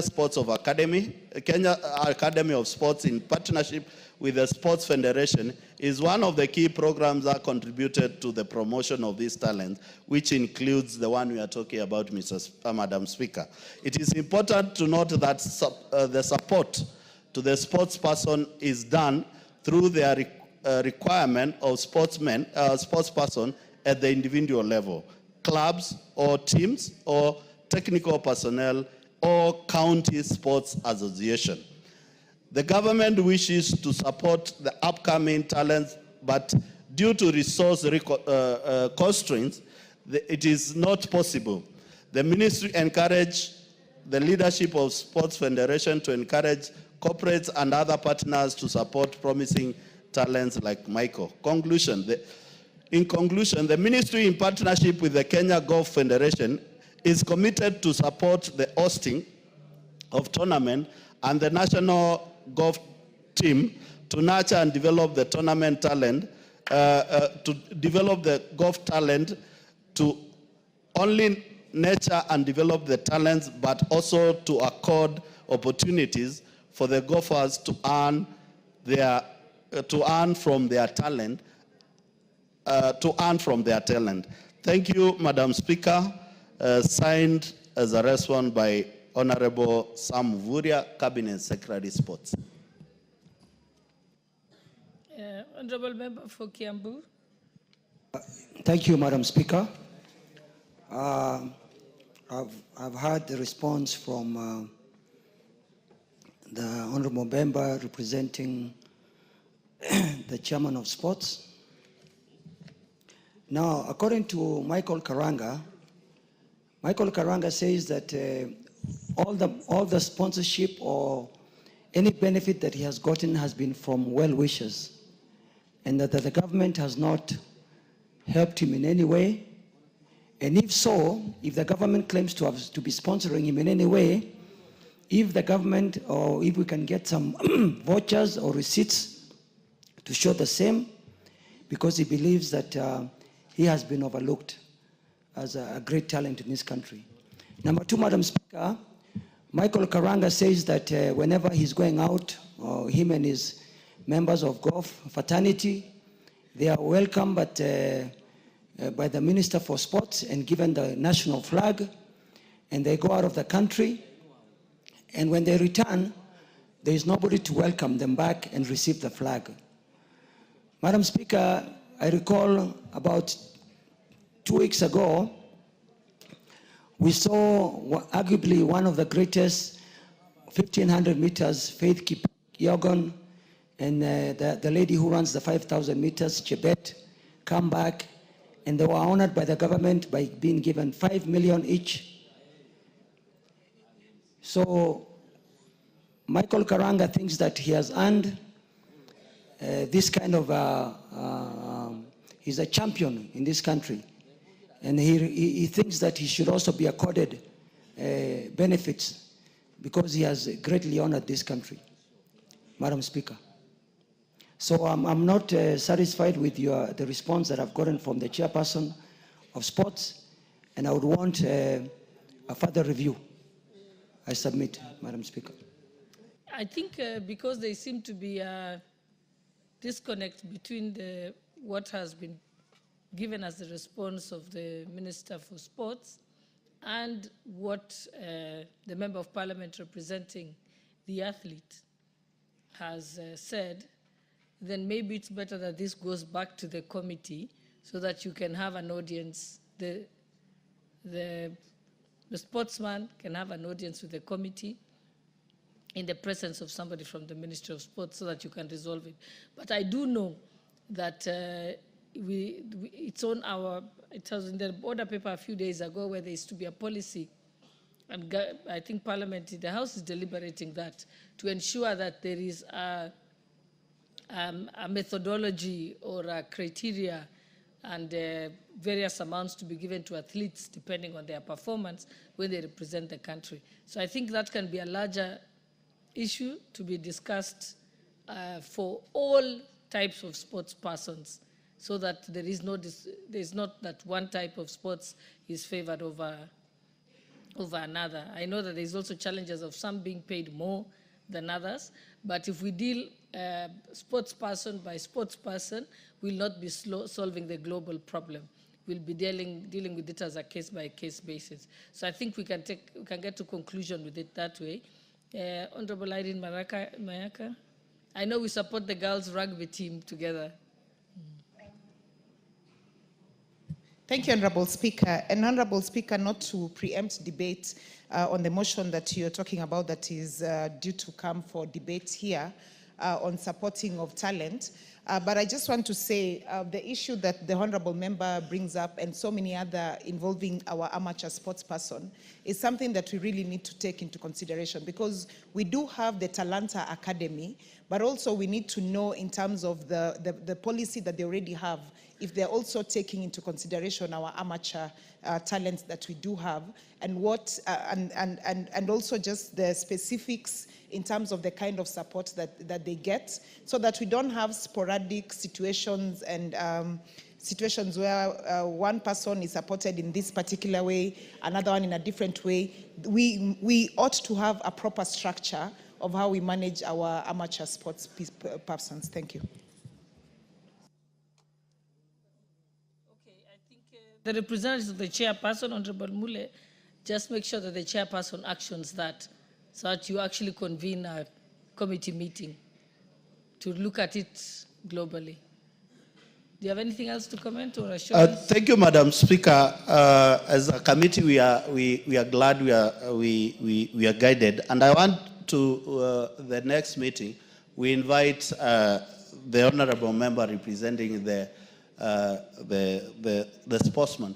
But I want to assure you, Madam Speaker, as a committee, we are aware of those disparities, we are working with the ministry and the different departments and federation to make sure that at least this country, we get a clear, harmonized way of remunerating all our sportsmen, not only in golf, in athletes, in sport, in football, and all the other fields, Madam Speaker. And I want to give the honorable member the commitment.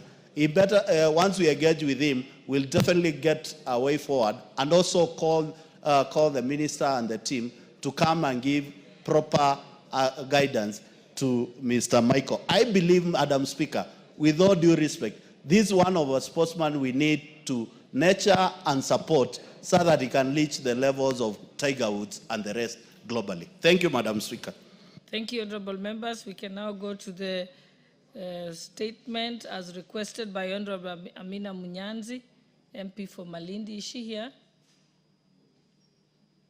It was supposed to be responded to by the Transport and Infrastructure Chairperson, but if the owner of the statement is not here, then we shall pass. So that takes us to the, I think with the permission of the Speaker, Honorable Sirma, your statement will be answered too. Yes. Thank you, Madam Speaker. I wish to apologize for having come late before when I was called. You had requested a statement, isn't it? I'm requesting a statement. Oh, you're requesting a statement. I'm requesting a statement. Okay. Honorable Proceed. Speaker, pursuant to the provisions of Standing Order 44.2c, I wish to request for a statement from the chairperson of the Departmental Committee on Trade, Industry and Cooperatives regarding the participation of Kenyan exhibitors in Expo 2025 in Osaka, Japan. Honorable Speaker, the Osaka Expo 2025 is a collaborated event between the Japanese national government, various countries including Kenya, and business from both the domestic and international private sectors, noting that the Expo provides a unique platform to Kenya to showcase its export products. The Kenyan Export Promotion and Branding Agency, KEPROBA, selected 19 Kenyan companies to participate in promotional activities during the Expo. The Expo began on the 13th of April 2025 and will run up to the 13th of October 2025, and undertook to provide exhibition space. Notably, only representatives from 5 out of the 20 companies traveled to Japan to showcase their products. Shockingly, upon arrival, KEPROBA withdrew the undertaking to provide exhibition space to the companies it had earlier been agreed. This decision has negatively affected the Kenyan companies who had traveled with their products and not addressed stands to affect the export business due to the cost incurred as a result. Honorable Speaker, it is against this background that I request for a statement from the chairperson of the Departmental Committee on Trade, Industry and Cooperatives on the following. 1. Reasons why the Kenya Export Promotion and Branding Agency rescinded its undertaking to provide exhibition space to Kenyan companies to showcase their products at the Osaka Expo 2025. 2. Immediate measures being taken in place to ensure the Kenyan companies in Japan showcase their products during the ongoing Osaka Expo 25. And 3, long-term plans being put in place to enhance promotion of Kenyan products internationally. I thank you, Honorable Speaker. Very well. Chair, Trade and Industries in the House. In his absence, then, Leader, you may have to inform the Chair, Trade and Industry. I will do that, Honorable Speaker. In 2 weeks? In about 10 days. They 10 should days. be able to respond. Yes. Thank you. Next order, but before the next order, let me acknowledge in the Speaker's Gallery and Public Gallery the following schools. The Deni girls from Mwala, Machakos. Also, we have Emma Rangishu Primary from Rongai, Nakuru. We have Katani girls from Katiani in Machakos. And we also have Nyahururu Highway from Ndaragwa in Nyandarua, in the speakers panel and also the public galleries. Next order. Order number 13, motion. Consideration of report on the examination of financial statements of selected state corporations. Very well.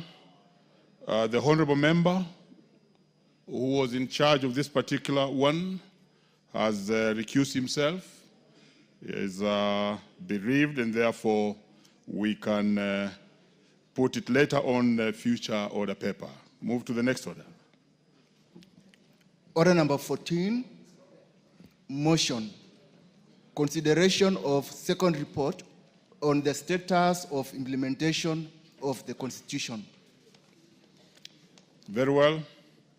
Chairperson, Constitution Implementation Oversight Committee is in the House.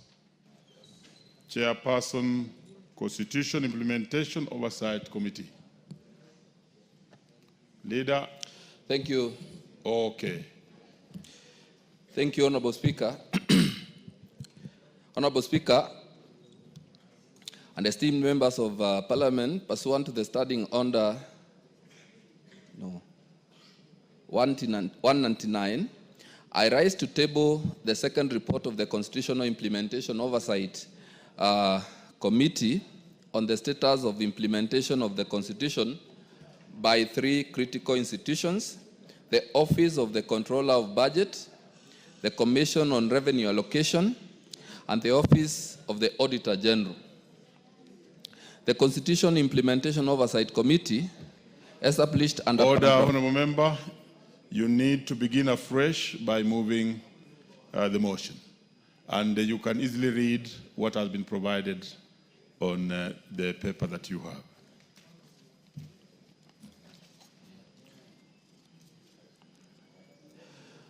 Honorable Speaker, I wish to move the following motion: that this House adopts the second report of the Constitutional Implementation Oversight Committee laid on the table of the House on the Tuesday, 24th June 2025, on the status of the implementation of the Constitution by 1. The Office of the Controller of Budget, 2. The Commission on Revenue Allocation, and 3. The Office of the Auditor General. Honorable Speaker, and the esteemed members of Parliament, pursuant to the Standing Order 199, I raised to table the second report of the Constitutional Implementation Oversight Committee on the status of the implementation of the Constitution by the three critical institutions, that is, the Office of the Controller of Budget, the Commission on Revenue Allocation, and the Office of the Auditor General. The Constitutional Implementation Oversight Committee, established under paragraph 4 of the 6th schedule of the Constitution, bears the solemn responsibility of overseeing the constitutional implementation. These reports represent our committee's assessment of how these vital institutions are discharging their constitutional mandates and the impediments they face. Honorable Speaker, our engagements have revealed a troubling paradox at the heart of Kenya's governance system. While we have established a world-class constitutional institutions with clear mandates to safeguard public resources and ensure accountability, we have systematically undermined their capacity to deliver on these mandates. The evidence before us paints a picture of institutions struggling to fulfill their constitutional roles, not due to lack of competence or commitment, but due to deliberate structural impediments that render them ineffective. The chronic underfunding of these institutions represents perhaps the most insidious threat to constitutional governance. When the Office of the Auditor General receives a merely 0.2% of the national budget, despite being tasked with auditing 100% of the public funds, we create a system designed for failure. This is not an oversight or budgetary constraint. It is a deliberate weakening of oversight mechanisms that should concern every Kenyan who believes in accountable governance. International best practices recommend at least 0.5% of national revenue for supreme audit institutions. Yet we consistently fall short of this standard while expecting these institutions to deliver miracles with inadequate resources. Equally concerning is the absence of enforcement mechanisms that reduce our oversight institutions to mere commentators rather than guardians of public resources. The controller of budget can raise objections to irregular expenditures. The Commission on Revenue Allocation can recommend fiscal responsibility measures, and the Auditor General can flag financial improprieties, but none of these institutions possess the legal authority to compel compliance. This creates a culture where recommendations are ignored, violations go unpunished, and public resources continue to be mismanaged with impunity. The systemic non-cooperation by regulated entities further compounds these challenges. When the county governments deliberately operate unauthorized bank accounts, failure to submit mandatory fiscal reports, or ignore oversight recommendations, they are not merely flouting administrative requirements, they are undermining the constitutional architecture of accountability. The fact that only 24 out of 47 counties submitted their county fiscal strategy papers to the Commission on Revenue Allocation, despite clear legal requirements, demonstrates a concerning disregard for constitutional obligations. Honorable Speaker, the consequences of these structural weaknesses extend far beyond administrative inefficiencies. We are witnessing a pending bills crisis worth about 538 billion nationally. Chronic revenue overestimation leading to unsustainable expenditure commitments and wasteful spending patterns that prioritize luxury over essential services. Counties spend hundreds of millions on foreign travel and unnecessary renovations, while medical suppliers and other critical service providers remain unpaid. This is not fiscal management. It is a breakdown of accountability systems that our Constitution established to prevent such excesses. The expansion of audit scope by 917% over 8 years, while resources remain constrained, creates impossible expectations for oversight institutions. We cannot expect the Office of the Auditor General to audit over 12,700 entities effectively, while operating with resources meant for a fraction of that mandate. Similarly, we cannot expect the Commission on Revenue Allocation to ensure equitable development across 47 counties while lacking the authority to enforce fiscal responsibility measures. Perhaps most troubling is Parliament's own neglect of its oversight responsibilities. Despite receiving over 50 performance audit reports from the Auditor General, this House has debated only 2. We cannot demand accountability from other institutions while failing to fulfill our own constitutional mandate to review and act upon audit findings. Honorable Speaker, constitutional implementation requires more than good intentions. It demands structural reforms that empower oversight institutions to fulfill their mandates effectively. The committee's recommendations represent urgent legislative imperatives that this House cannot afford to ignore. We must amend the Controller of Budget Act to grant enforcement powers to remove artificial restrictions on economic reporting. The integration of payment systems between the Controller of Budget and the Central Bank of Kenya would create an end-to-end oversight from budget approval to actual budget expenditure, closing current loopholes that enable financial irregularities. bringing special funds and levies, including the housing levy that collects about 63 billion annually, under proper oversight mechanisms, would eliminate the accountability gaps that undermine public confidence in fiscal management.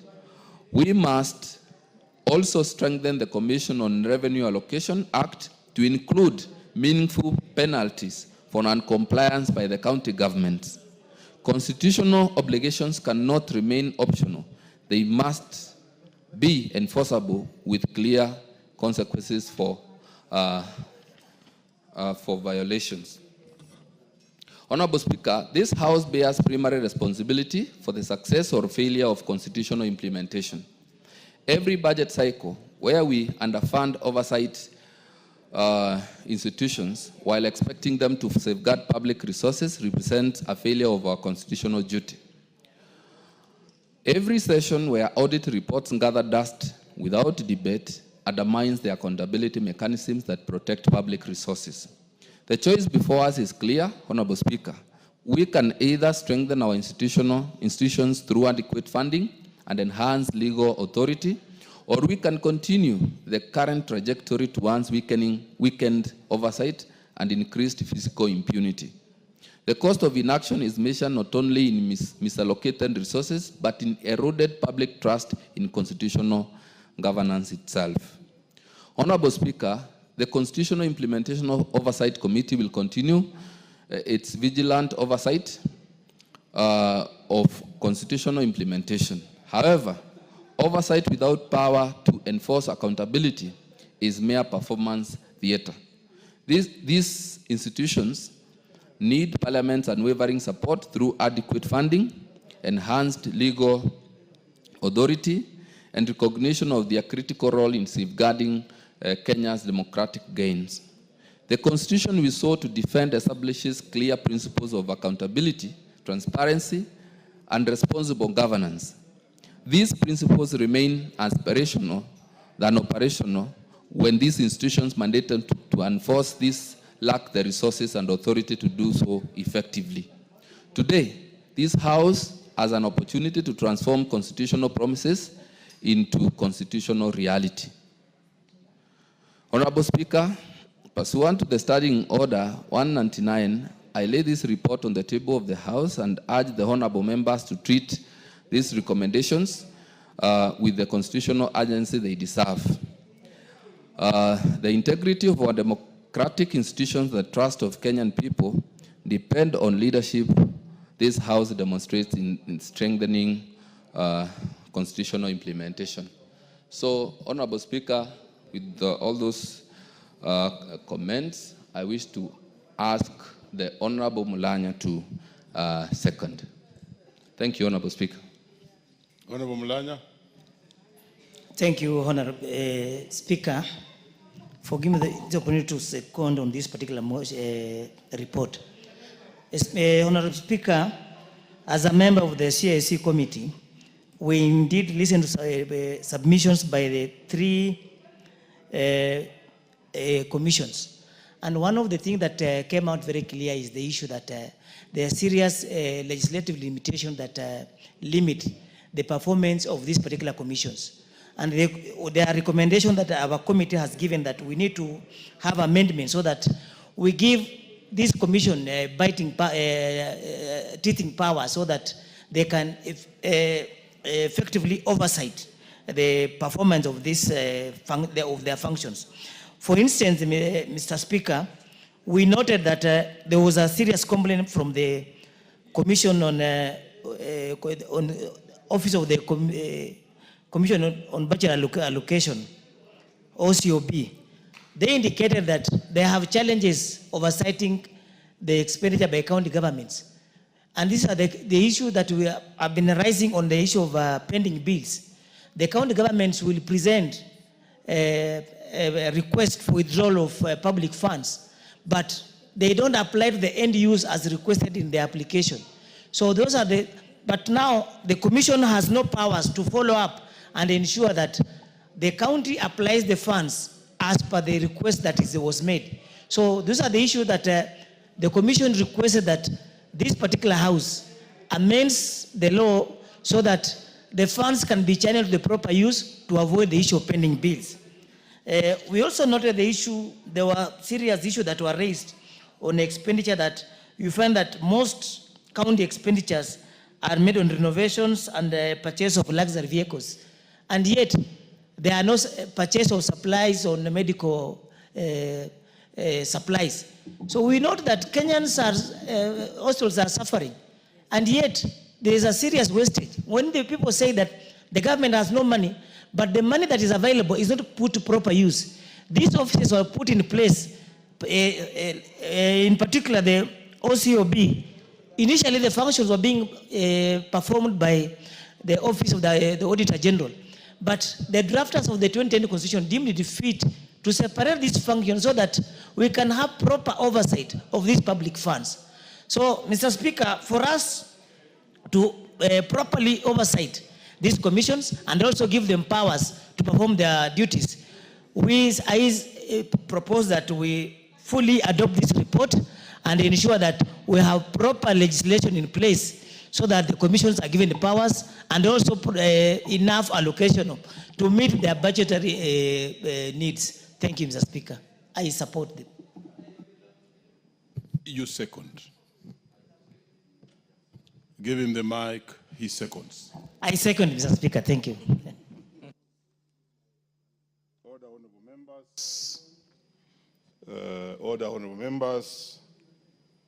I now propose the question that this House adopts the second report of the Constitutional Implementation Oversight Committee laid on the table of the House on Tuesday, 24th June 2025, on the status of implementation of the Constitution by 1.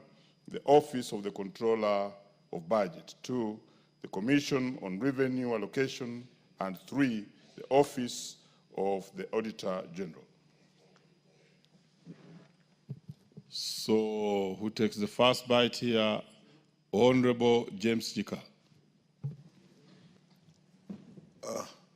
Thank you, Mr. Speaker, for giving me this opportunity. Mr. Speaker, I rise to support this report. Mr. Speaker, I just want to make a comment. I've noticed it on many, many occasions. We have extremely important reports come to this House, and many times when we are debating them, we are so few that you wonder whether we actually do them justice. If you don't, this one is obvious as we are now. But I also saw when we had a report which was indicating the employment opportunities in various parastatals. Again, that was an extremely important report.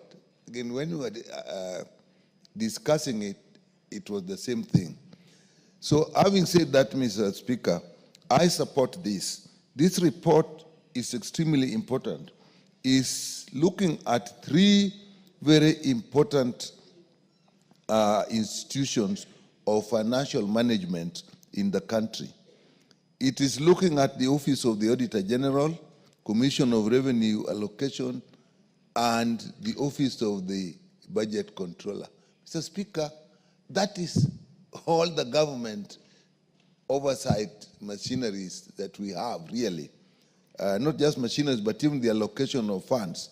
So if we find, as this committee finds, that actually they have structural impediments that is actually stopping them from achieving what the Constitution intended them to achieve, how do we expect that we will find funds that will go to serve our people? In all the 3 important institutions, the issues that have come out is, 1 is underfunding. That has come across. 2, no enforcement mechanisms. Even if you take those 2, then what does the Auditor General do if they find that there's a problem? There's nothing they can do. 2, they are underfunded, so they don't have the capacity to do what they're supposed to do. The same for Commission of Revenue Allocation. The same for the Office of the Auditor General. Now, they have gone ahead and given examples. For example, the county governments, in the issue to give examples of the effect of lack of enforcement mechanism, that the biggest culprit in the county governments, there is wasteful spending. They have indicated that. The Auditor General will notice that, but that is as far as they can go. Then it is expected that a report to Parliament and Parliament will act. Then they go ahead and say that there is undue delay in handling these audited reports.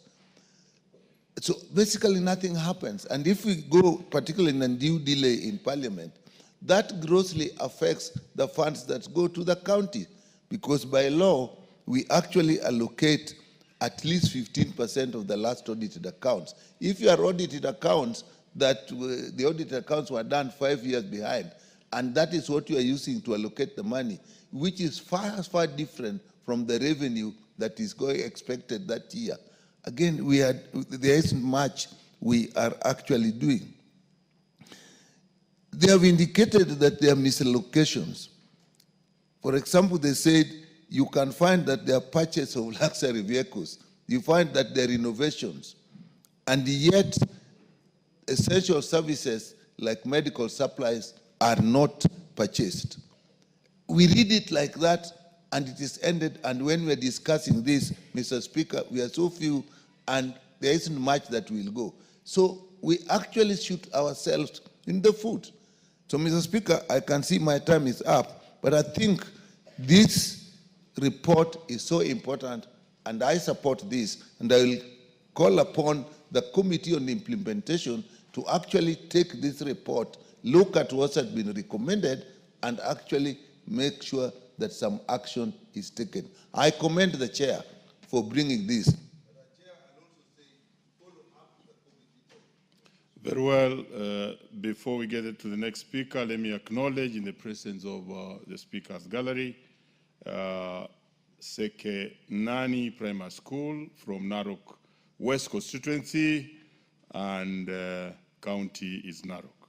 Also, we have Turiri Primary School from Mara constituency, Tharaka Nithi County. We equally have Olki Lene Second School from Narok South constituency, Narok County.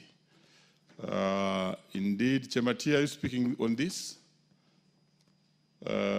Because as he puts it, Honorable Nikal, this morning I was dealing with the schools that don't exist, which got money in parts of the country, and the controller, the Auditor General raised the matter, and there were many schools, and they are getting up to 50 million, but now it ends there. So are you speaking of this? Oh, very well.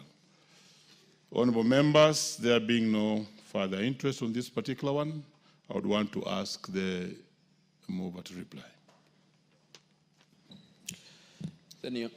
Thank you, Honorable Speaker, and thank you, Honorable members who have added their voices to this report.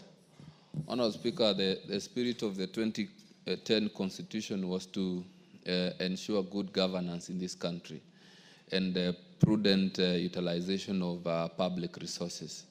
And I am thinking, going by this report, Honorable Speaker, this House needs to get down and help this country to ensure that the resources that Kenyans pay in form of taxes are properly utilized, by also ensuring that the institutions that we have that ensures accountability, like the Office of the Auditor General, are supported, even by allocating enough resources that will help them undertake their responsibilities, because these are a constitutional responsibility.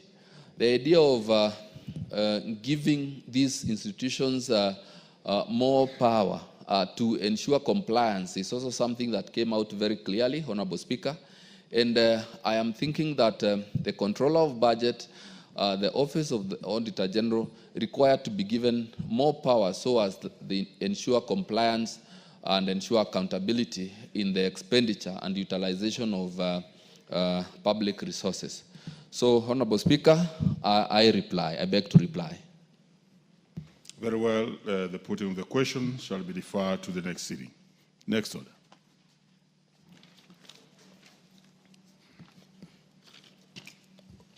Order number 15, motion.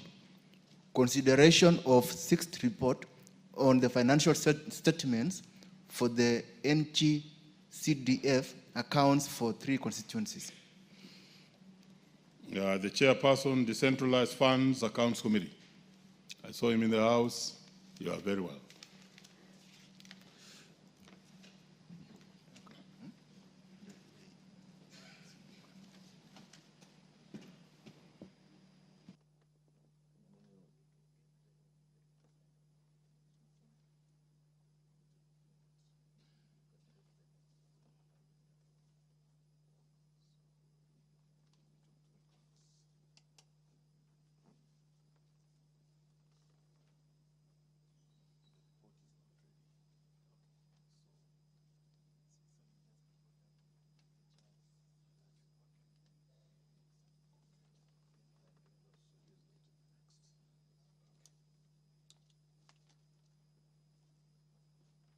Thank you, honorable members. I'm properly and reliably informed that the report on the same is not yet ready and is not with the chair, and therefore the same shall be deferred to the next sitting. Honorable members, we may be up standing.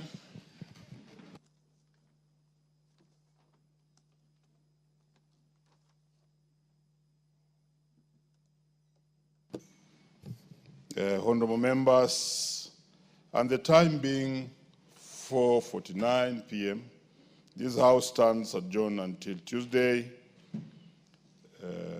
July 29th, 2025 at 2:30 p.m.